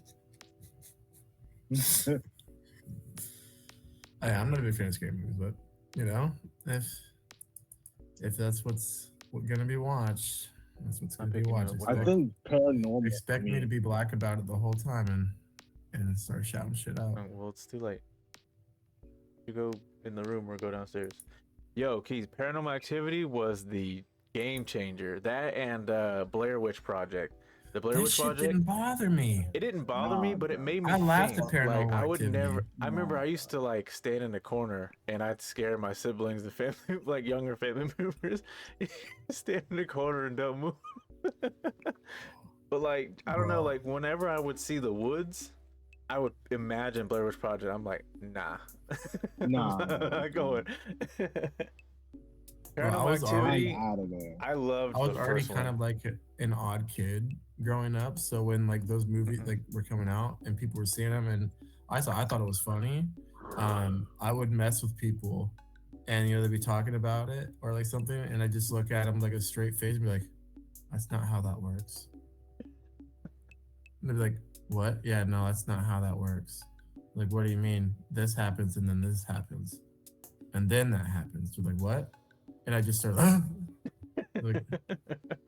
like, nah, I'm just playing. That's just not that. It's not like that. I can't. Like Paranormal Activity had me laughing because I had seen what's the movie? Oh, the Poltergeist. Like I'd already seen like the Poltergeist and stuff. So Paranormal Activity was just kind of like a joke compared to that movie. I loved it. Because it was like it was a new angle on like the what do they call it? Shit. What's the word I'm looking for? Poltergeist, yeah. Oh. Now, is there some stuff that's stuff like the Amityville Horror and stuff where I would believe like crazy bad energy and stuff like happened and stuff to those people for sure, bro. Like I believe in that type of shit, like heavy. Oh yeah. Juju energy and whatnot, like that stuff. Yeah. And all that, like that's based off of true events, and like, that's why would I ever go there? Oh yeah. Especially why is like the house still standing? Why has it not been cleansed yet with the fire? Oh yeah. Because isn't that one in Kansas? That's the one in Kansas, right? Amityville Horror? Yeah. Or Amityville? Yeah. The Exorcist. Which one's in Kansas? One of them's in The Kansas. Exorcism? And I almost went to it. Like That's I enough for don't me, know. dog. I was there with you, bro. 112 Ocean View. But you lived there. Oh, Oh, bro. You know what? location. What's another good movie? That's a horror movie, but it's old. So it's a I Stephen King really movie. liked Paranormal Activity because it was a different take on like experiencing ghosts and paranormal activity. One that really got me, hell no. One that really got me was The Grudge. Oh I yeah, have that's. no idea why, Oh, dude. but when I Oh, watched Greg, that I bitch, hate that I movie. I I hate that movie, I dog. couldn't. Yeah, no, that movie got me, bro. It was For just like sure. the way I don't know what it was about that movie. Like I was sitting there watching, I was just like, Because, like, that can't happen. But like as soon as I would hit a dark no, room, no, I'm no, like, no. Like, Paranormal Activity, nothing. Grudge, yes, because that. What are we more afraid of than being alone in the dark? oh, that's in Because New York. What the hell? nobody's actually afraid of being alone in the dark, bro. No, Like no. you're afraid of not being alone in the dark. And in Paranormal Activity, you're alone in the dark. That shit happens. The Grudge, you're not alone in the dark, and you see that shit. So it's way more psychological. Yeah, that and Darkness Like Falls. the fucking Paranormal Activity, I'm just getting in the car. I'm black. I'm just getting in the car and I'm getting out of the house. Like I'm gone. I'm not trying to sleep in the damn house. We can move. Like the Grudge, bro. They not gonna let my ass leave. Dude, They 'cause she got was hands that can wrap everywhere around in my that shit. house. Like you cannot leave that bitch. No, Paranormal go. Activity, I'm gone. As soon as I see the fucking vase fly across the house for sale. Because it wasn't even the female in the Grudge. It was the little boy too, and the cat. Yep. Oh, The she cat. They did the. If you watched it like today, it's not nearly as scary, but for the No, time, it was fucking terrifying. and I can't believe they redid it. Yeah, that shit enough. I like John Cho, but I can't believe they redid it. You know, it's a movie that shouldn't have been made. Human Centipede should never have been made. That should have never happened. Remember when that was the biggest Didn't they make like controversy that was 3 or going 4 on? of them? Yep. They made a bunch of them. It's like, okay, man. It's like the internet's last hurrah for the dark web before going dark. You know, here's Human Centipede before we go to dark web stuff. All right, man. That came around to our upbringing. Like we watched a bunch of fucked up shit, and then Human Centipede came along with it, and like, okay, guys, we need to just put all this on the ground. Like, this is too much. You made 3 of these things. I never gave it a chance because I was like, Centipede, that's stupid. And then I like later on in life I found out like what actually happens in that movie. I was like, oh, that's what happens. People were so obsessed with wanting to watch it too, like bad, and I just didn't understand it. So I don't know why everybody wants to watch this so bad. This is literally horrible. Oh god, dude. Awful, dude. Can't believe they like greenlit that, but whatever. So you know what movie grossed me out? Just on like sheer looks.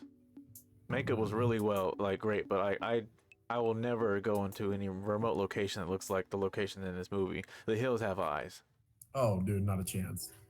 I was so I don't know why, but I was grossed out.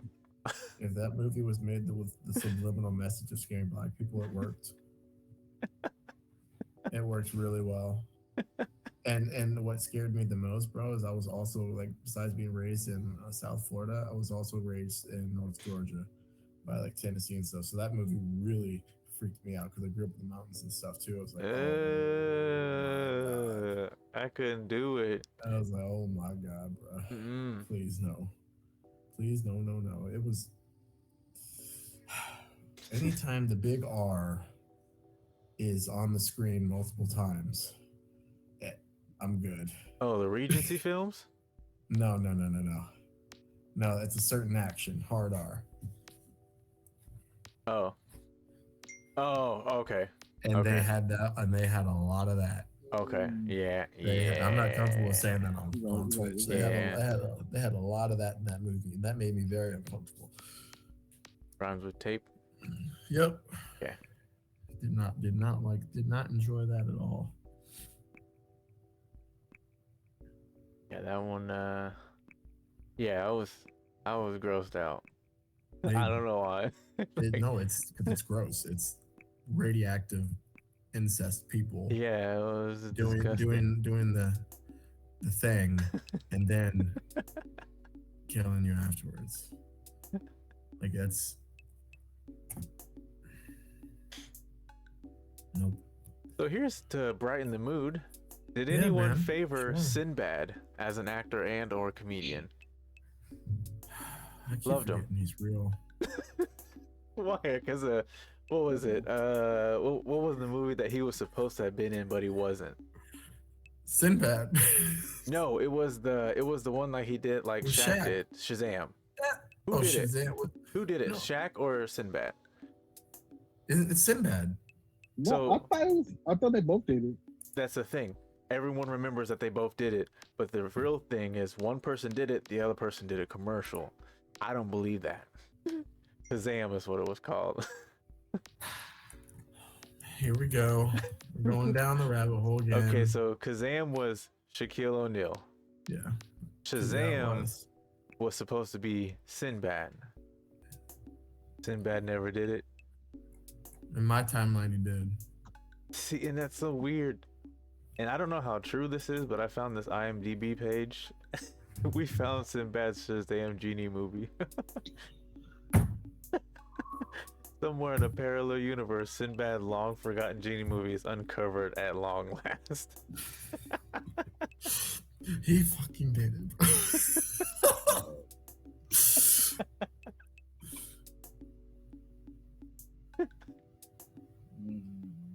It's a terrible movie from the 1990s, but did happen even if his people tried to hide it from collective memory.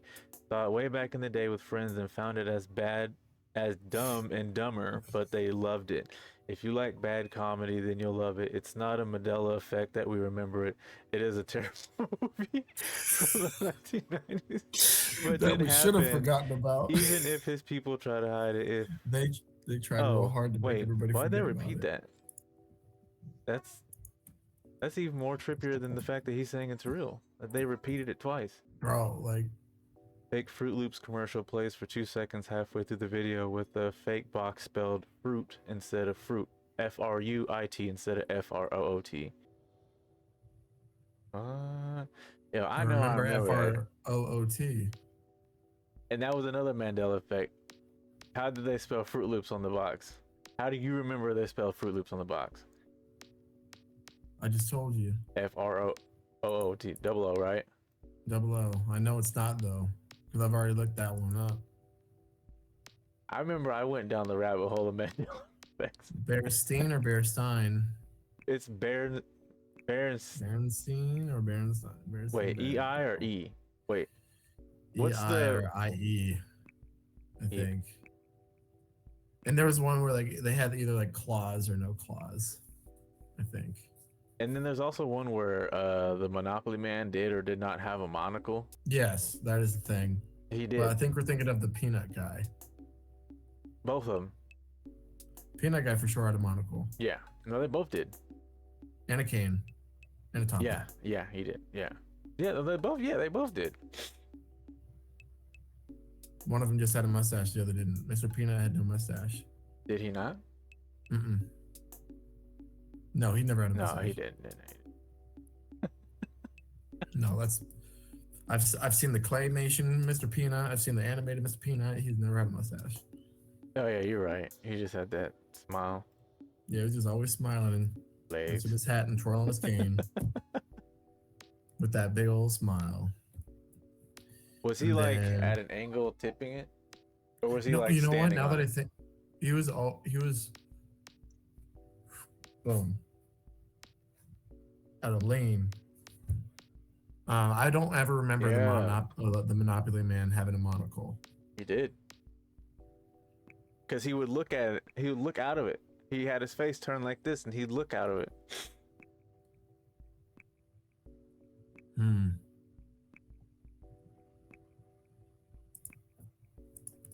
After learning about Mandela effect shit, I started paying attention to everything. Yeah, for sure, bro. Cause ain't nobody finna lie to me. And someone did actually prove about Fruit of the Loom. They're having a thing. There was a little fruit basket that curves. Oh, There was one. Fucking monocle, that little shit.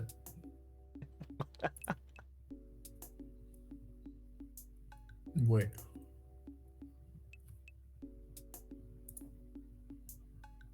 Oh, what was that movie called? Dead Silence? The puppets? Oh yeah, I remember the peanut guy.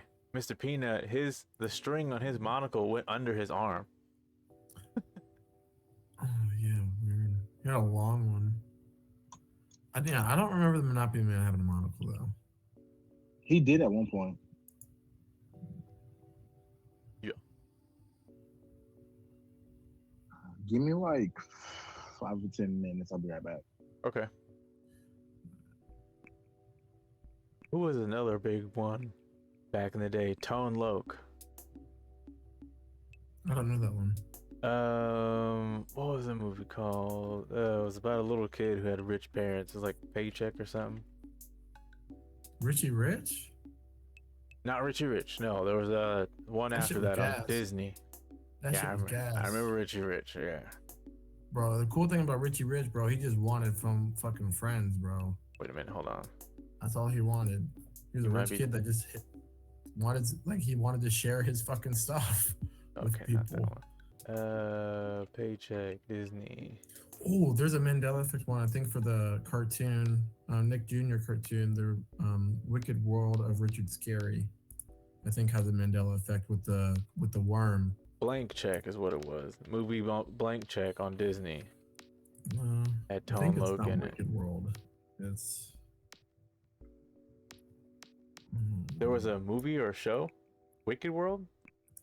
no, the World of Richard Scarry. Hold on. Yeah, the Busy World of Richard Scarry. Busy World of Richard. Wait a minute. Why does this look familiar? With the worm. Yeah, the worm. What are they saying about it? I think there was something like whether like he had like his hat or there's certain something that he had or didn't have in the show. And it came up and someone's like, he never had this. Or this like it was a never thing. And they'd be like, what? Like, no, it was for sure a thing in this fucking show. And they'd be like, nope. He did not. Oh. I remember this show, but I'd never watched it enough to remember. I loved the absolute fuck out of this show. Dog, every time it came on, I was watching the fuck out of it. Oh, you know another one? What was it? Arthur? Oh, Hey Arthur, bro.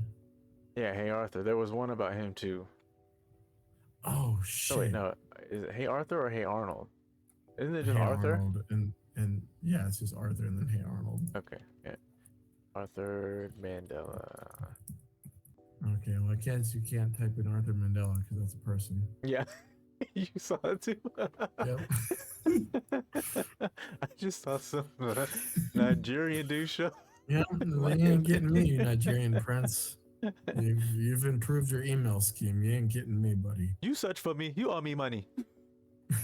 Quick, tell me so I can tell me your stuff so I can send you all of my wealth. I remember those fucking emails. Those Nicaraguan prince or some shit. That little shit, always scheming. I won the lottery, but I cannot deposit the money. Oh, could you please send $500 and I will send it back? Bro, there was somebody that they did that, and then they did it, and then the person actually did it. Yeah, that's a 1 in a million chance.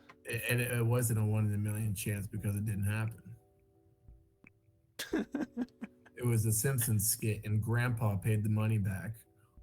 Wait, there was a twist to that though, because it was Marge who owed the money. Right? No, she gave money to a stranger. On the pay it forward like thing, like, oh, the lady said they were gonna pay them back. She just needed it for something. Yeah. The lady like never paid them back. Yeah.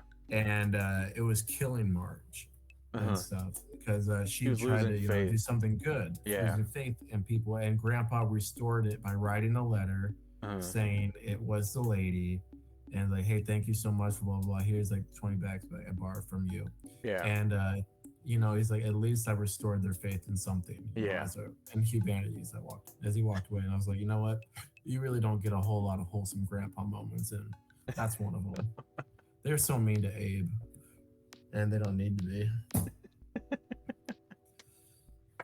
I'm probably biased because of the way of what I had growing up. So I got always mad when they were mean to Abe. Abe was a little shit, but like, fuck off, bro. Just the old man. He's an old World War II vet, man. Took care of him, and he loved his grandchildren, and I love that the grandchildren like loved Grandpa too. How to keep the grandparents in the loop. I loved Grandpa, dude. He's so funny, bro.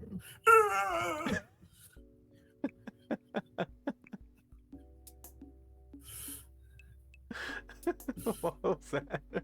Grandpa. As soon as you did it, I immediately thought of it like that was spot on. I love Grandpa, bro. I love Abe. Abe Simpson's hilarious.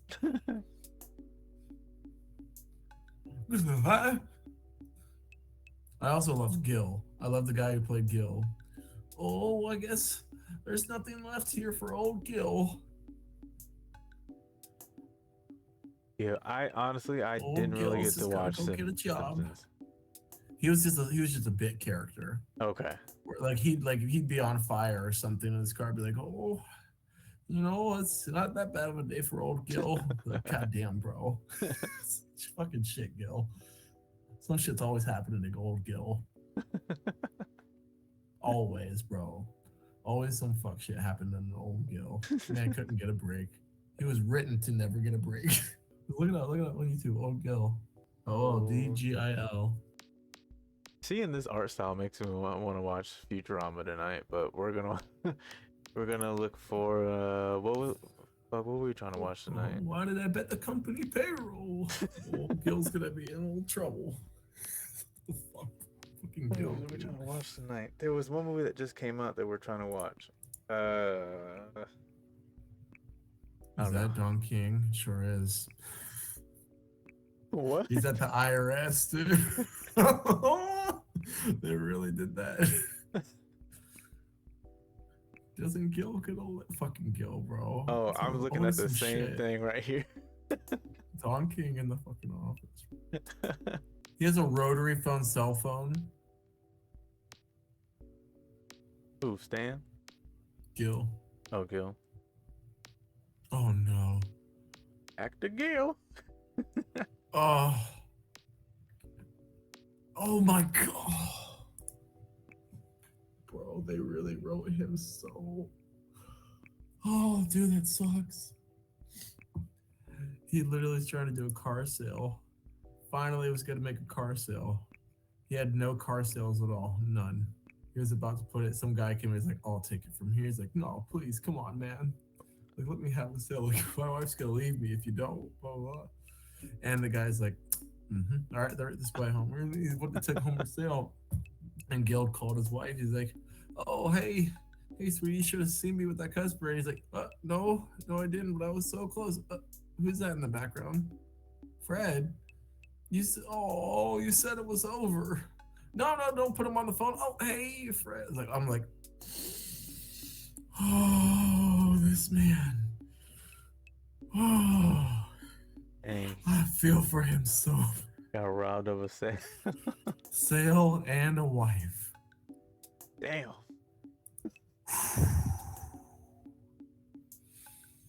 Man, that's rough to recover from right away. Is he still in the show, or did he? Gil, I think he's still in the show. I don't know if they wrote him off. Who had that same treatment? That's kind of how like well, I guess Meg. not as bad, but they did at the Cleveland Brown.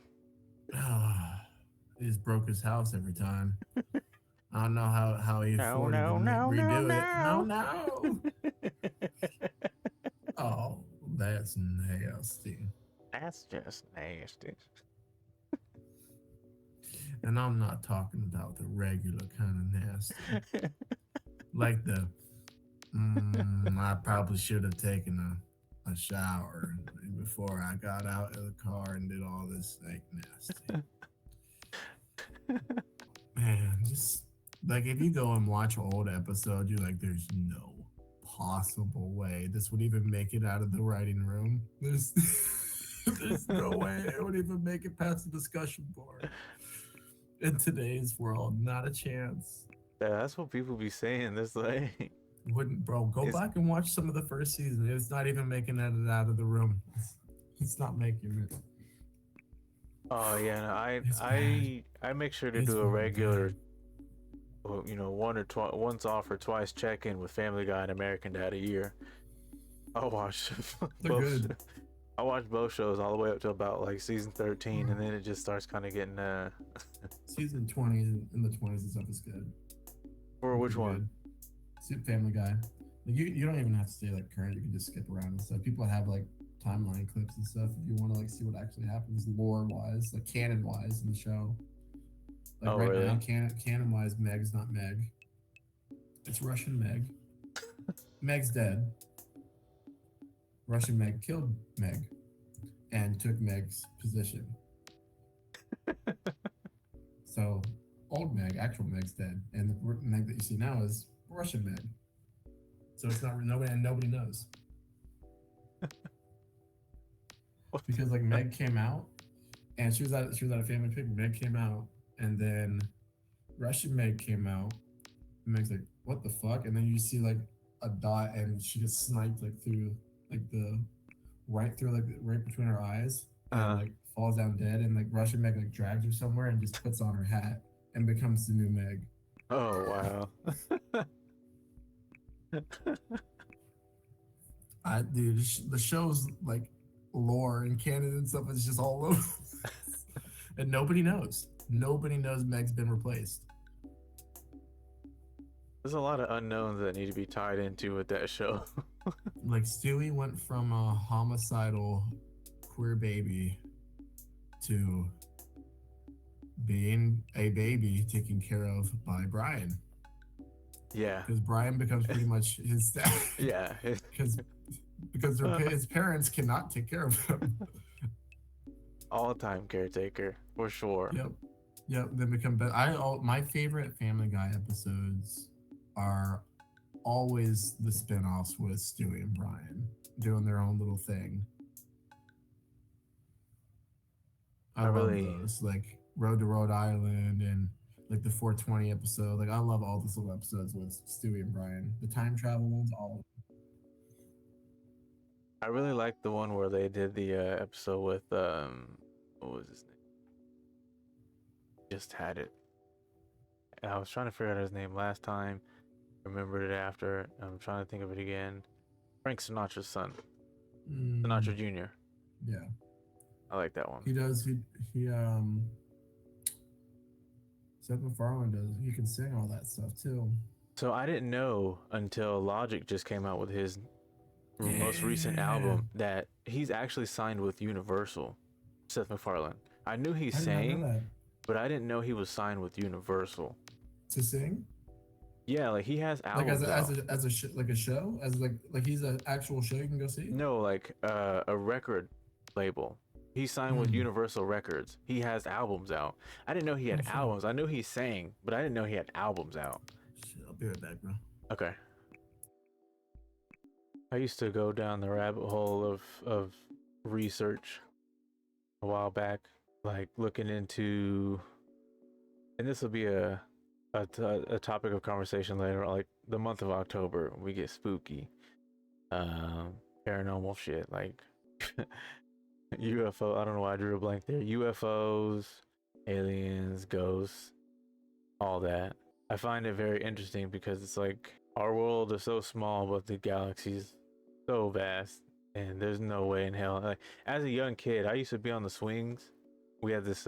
We used to live in an apartment complex for a long time, and there was a playground in our backyard for the entire unit or cul-de-sac or whatever. And I used to sit on the swings and just like look up at the sky on a nice clear day, no clouds. I just look and just be like, there's no way that, you know, there's nothing beyond that point of blue. Because as we understand it, we see the cloud or we see the sky as blue because I think the correct answer is that it reflects off the water that is on it. I don't know. But I used to just be like, there has to be something beyond the blue. Other than black, other than stars, other than the sun. There's gotta be something beyond it. And I would sit there and swing and just be like, man, just like most kids would, you know, at one point in time, I'd be like, I wish I could go up there. And then I started hearing about aliens. I'm like, no, that shit's real. It's gotta be. And I did some more research, found out about Roswell, found out that there was a crashing before Roswell happened, Skinwalker Ranch, all that kind of stuff. And I went deep, took a deep dive in all that stuff, and still a firm believer in all that's possible and real. So for anyone who's seen or heard of the movies The Men in Black, well, those people are real. They're not like the Men in Black that you see in the movies, but they do, you know, like they do wear suits, they do wear ties, neckties, and they do kind of go around hunting for aliens, but they're not hunting for actual aliens. They're hunting for anyone who speaks of having proof of aliens. And if you do your research, how many people have recounted their experience when it comes to the Men in Black? Very similar, but it's not the best experience to have. One famous experience was the family who took the picture of the Moon Man. They were on a hill, and they were like an open area on a hill, and they were taking a picture. Well, somebody ended up getting a picture where they were photobombed by what appeared to be a man in a spacesuit. They didn't think anything of it until they had posted about it, or it circulated the media, and they were visited by someone or two people. There's always two people. They're slim in nature. They seem really pale. There's no hair on any part of their body, no eyebrows, no hair. They're bald. They look very pale and sickly. They have like a deep death stare, and the way that they dress, like I said, they have tuxes, they have the suits, they have the tie, but the thing is that their suits aren't fit. They seem like big, as if they just kind of walked into a suit store and said, I'll take the closest one you got, and they left. And they come and question you about the proof that you have, and they'll say it like that. And if you deny it or say you don't have it, they'll go, okay. They'll leave, but they're not gonna leave you alone, because when you leave your house, they will raid that. You're gonna come back home to find things have been ransacked, moved around, trashed. Nothing's missing that you think of. But then you start seeing that there's more of a mess in certain areas, because they'd be areas that people would hide stuff in. One can only assume someone's been looking for proof that you said that you didn't have. That I was very interested in. And like I said, the dive was deep, and let's see, Skinwalker Ranch was a really big one. They've got documentaries on almost all streaming services. You can also watch a bunch of stuff on YouTube and everything. Again, we'll get into topics like those in October. Okay. That's what we're doing then. Never mind. Yeah. I was telling my boy was talking aliens into combat. We're not talking aliens. Yeah, no, I was just trying to fill in. Let me unsend it. So yeah, definitely gonna be a good month. So yeah, paranormal shit for October is, I can't wait. I'm sharing stories.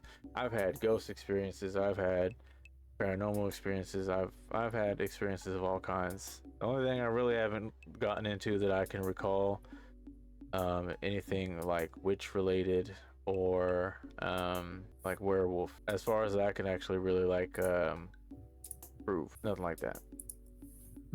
No, everything else. He's better on that type of stuff than I am. So around that time I'll make sure he's able to like actually either be on here at least once or twice, or have like a mic and headset so we could talk because he's super good about that stuff. Who is? When it comes, my boy that was in here earlier, Oh, okay. Tricks. Uh, He's actually here at the house. He just don't have a mic and stuff. okay. But you know, he's like way more like in tune, like spiritually and like with all that type of stuff. Like when it comes to like that type of conversation, like he's way more knowledgeable about it than I am. That's what's up. Yeah, that's one of my favorite topics. I can talk about that stuff all day. That's why I was trying to get him to like slide back in here because I heard you start talking. I was like, oh wait, let me see what he's doing. Hold up. Like this is literally hit. Where you at?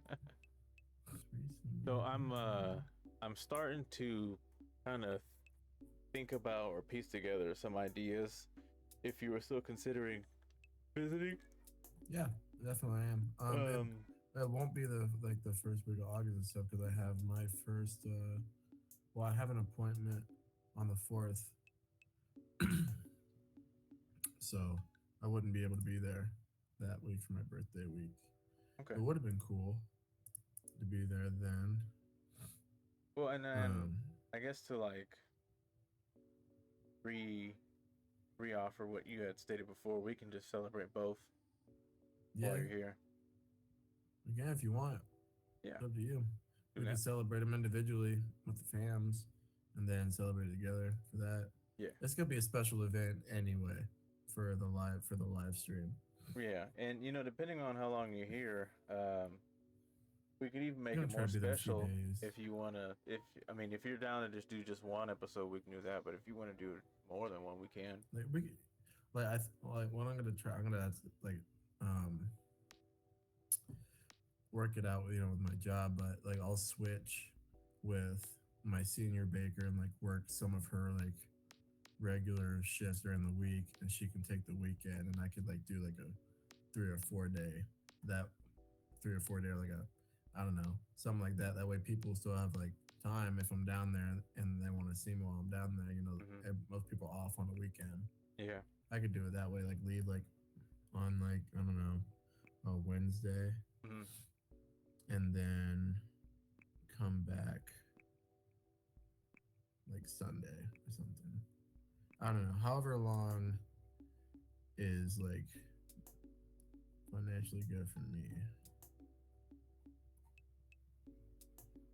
I'm gonna save up for that. And it looks like my international trip might not be able to happen because the buddies I'm trying to surprise before they leave in 8 months. And that's a lot to save up for 8 months, as well as like trying to do other stuff here too, and then feel like comfortable going there and like for like a week or something and just like, you know, eat comfortably, blah blah blah, go out, not even worry about it. Like there's a lot of stuff, so that might have to wait. I might have to skip out on that, which is, you know, okay. I'm still gonna go back to Korea.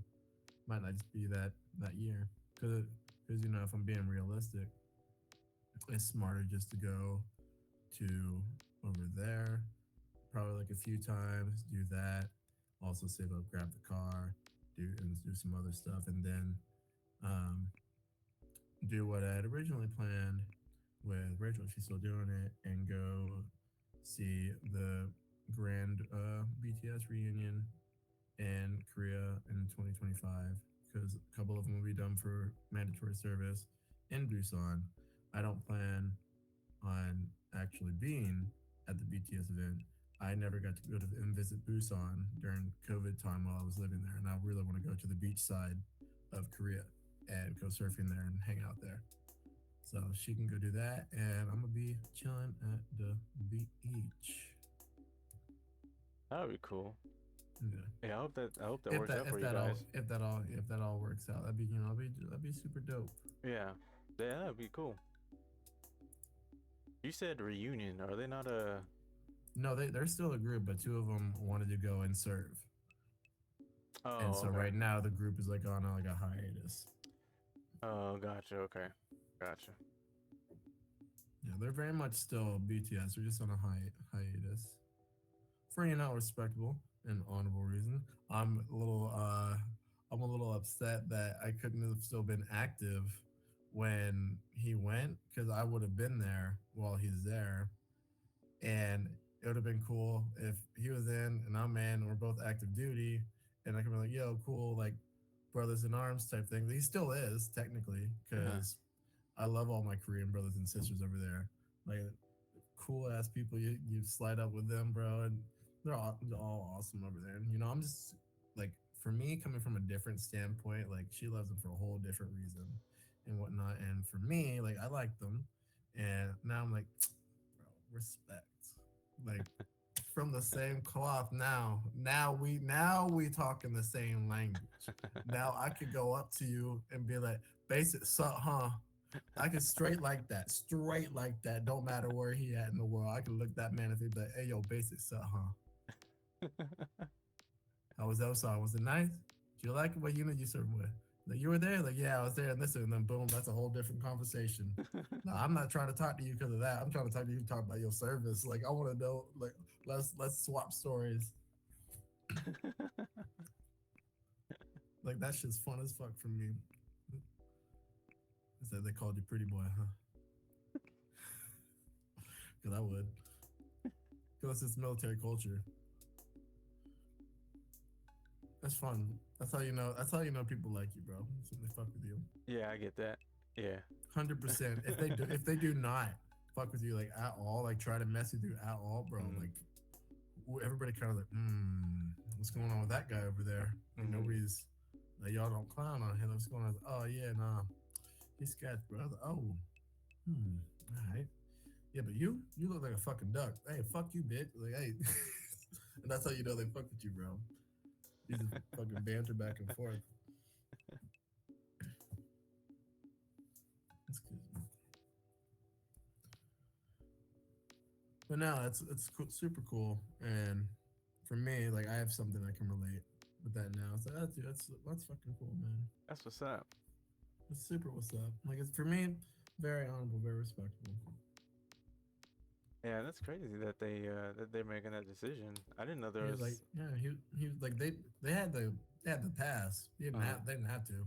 Like nobody ever had a pass. Right. For like exemption and blah blah blah. And they're like, no, you guys are blah. There's a lot more to it. I don't know all the deeds. I have like this little round globe of memory. But now he's like, nah, I want to. Like this is like I'm not gonna use this as an excuse like not to or like get out of this. Like no, I want to do my time there. I want to serve. And I'm just sitting there like, I understand because I went in for the same reason. Like I had like not for like school, not for travel, nothing. No, because I wanted to serve. Like I heard that call. Like I didn't go in for the other reasons. I heard the call to serve. Like I wanted to. Like bad. Like no, I'm trying to get and serve my country. Like I can understand that. And he was like, I like that shit. Yeah, that's got to be that in you patriotism. In order to do. Yeah. I fucks with it. Plus, they're my allies, so I also fucks with them. Who? Korea. Oh, okay. They're my allies. What is that you're saying? That right there, that last part. Allies. Allies. Okay. Sorry, I've been living down here for about a year now, bro. So it's back. I thought you were saying you just something ain't never Korean. heard. I was like, you just I'm not trying to speak it in Korean. I just speak it normal. Like you just ain't never heard me talk while living down here for a hot minute, bro. I was code switching left and right and on the inside. Customer service voice most of the time. Now I'm out and I've been living back home and stuff. I don't give a fuck anymore. It's just out. Yeah, So I feel that. I hated using customer service voice. Hey, listen, bro. Holy shit. I did that for 2 years. I do not want to go back. God damn. I told myself. And it was cool when they had the people that are down to earth because they knew, it was, oh man, what's up? Yeah, because you could, for that moment, you could be like, yes, be myself. Fuck. Just start chopping up. Start chopping up. It's like, man, you hear what they? Can you believe this one's gonna do that dumbass shit? It was Like, oh, I always know. fun. Come Yeah, on. having talks like that And with then, randos was and then always you just fun. fuck around. You just look at it and say, you want to know why? It was like, what's going on? Why? And I just look at him like, come on, bro.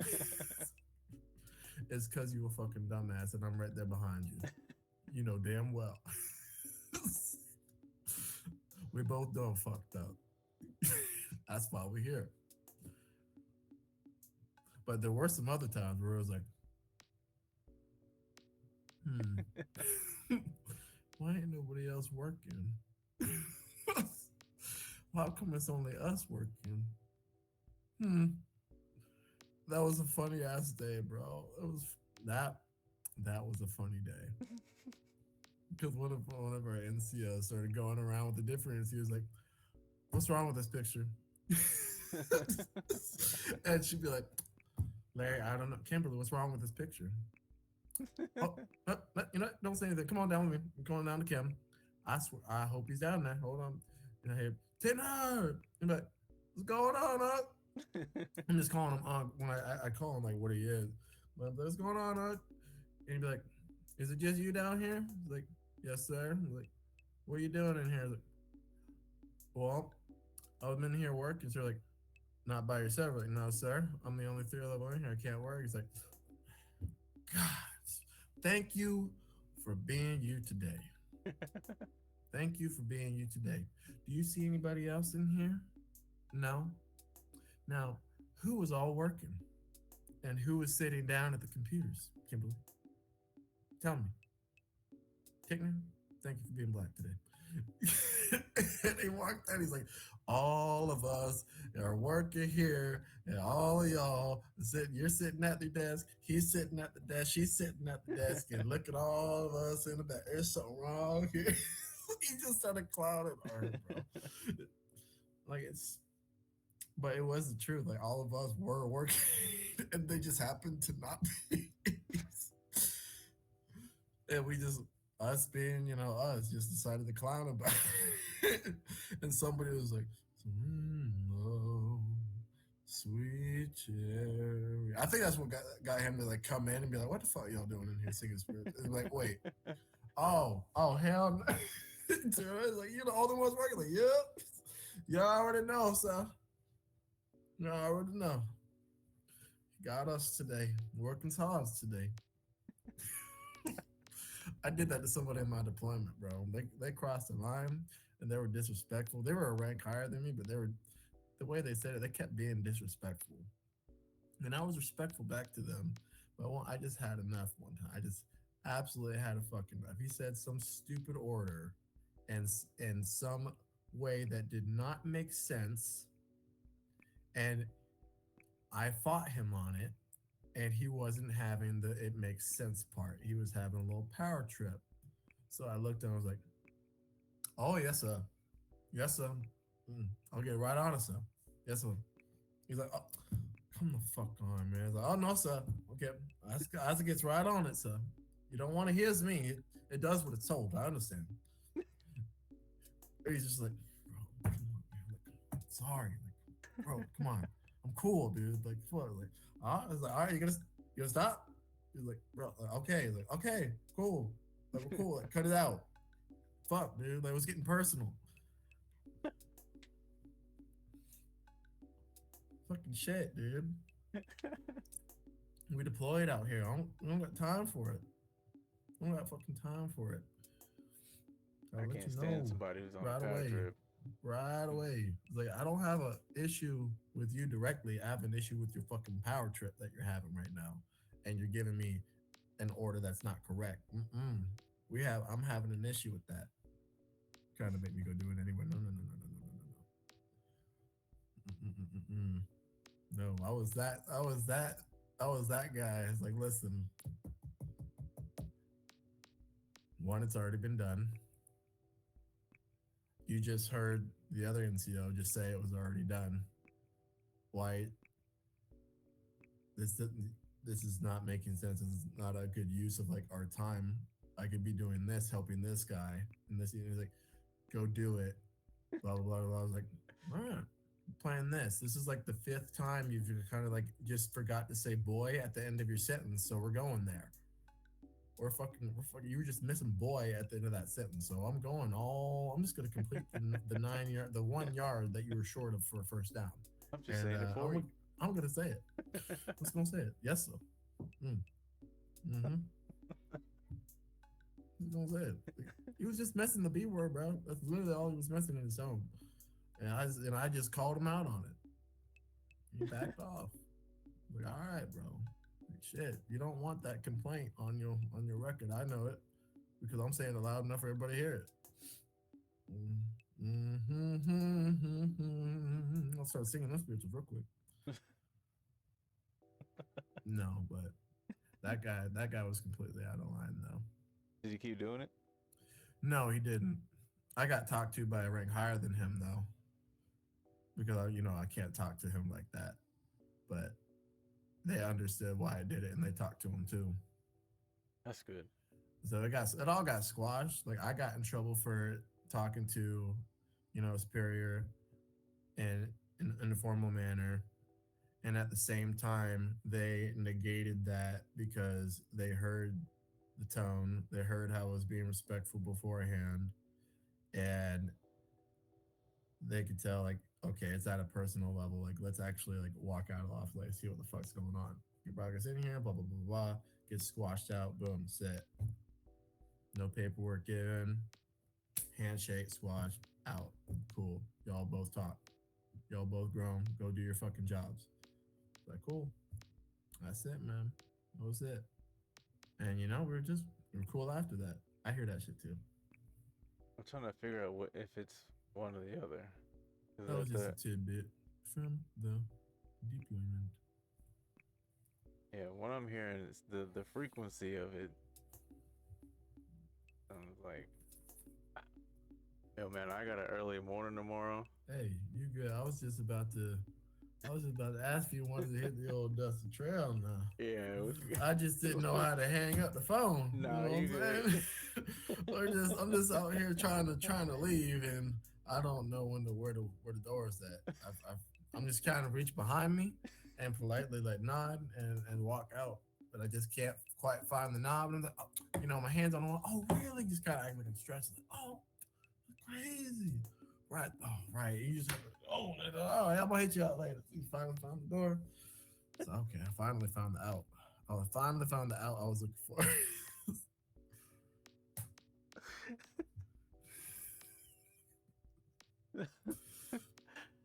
And I told her I'd be done by 10. I know she's counting down the minutes, so I got 5 right now. Wait, you said 10? Uh-huh. Oh wait, oh, you're 10. CST, I was like, wait, yeah. no, I was about to say, bro. Whoops. You I'm surprised you ain't kicked the door in. What you mean 10? Damn near 11. Right here.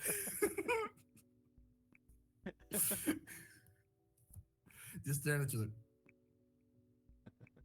You said 10. you got 4 minutes. All right, let's hit it with the outro then. Let's do it, buddy. All right. As always, I love you guys. I hope all of you guys are doing stupendous and amazing. And as always, y'all are doing better than you think you are. I'm gonna hand it over to Mike. Hopefully we got that video coming out for you soon and y'all enjoyed us here tonight. Thank you again. And I will check y'all next time. Why'd you just put on radio voice? Because that's what my speaking voice is.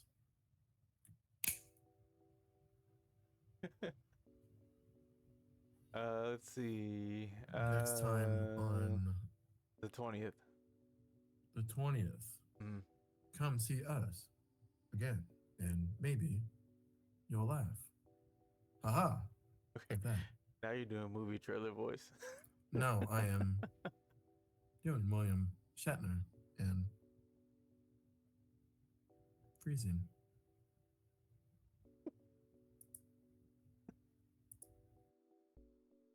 Fucking nerd.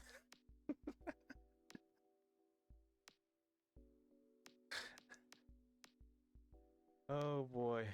Oh. So glad for everyone who joined in. Thanks so much. Glad to have you. Hope you had some fun. Same thing in 2 weeks. Again, that's the 20th, July 20th, 6 p.m. We're gonna circle back. Again, no topic. We're just gonna have some fun, shoot the stuffs, you know. Just gonna go as we go. Yeah, I've got a full day tomorrow, so I've got to bounce out of here pretty early. But hope everyone has a wonderful rest of your evening. Have a good day. Have a good, safe weekend. And then yeah, check the socials for any updates. We'll be posting, and we'll see you on the 20th. Y'all be easy.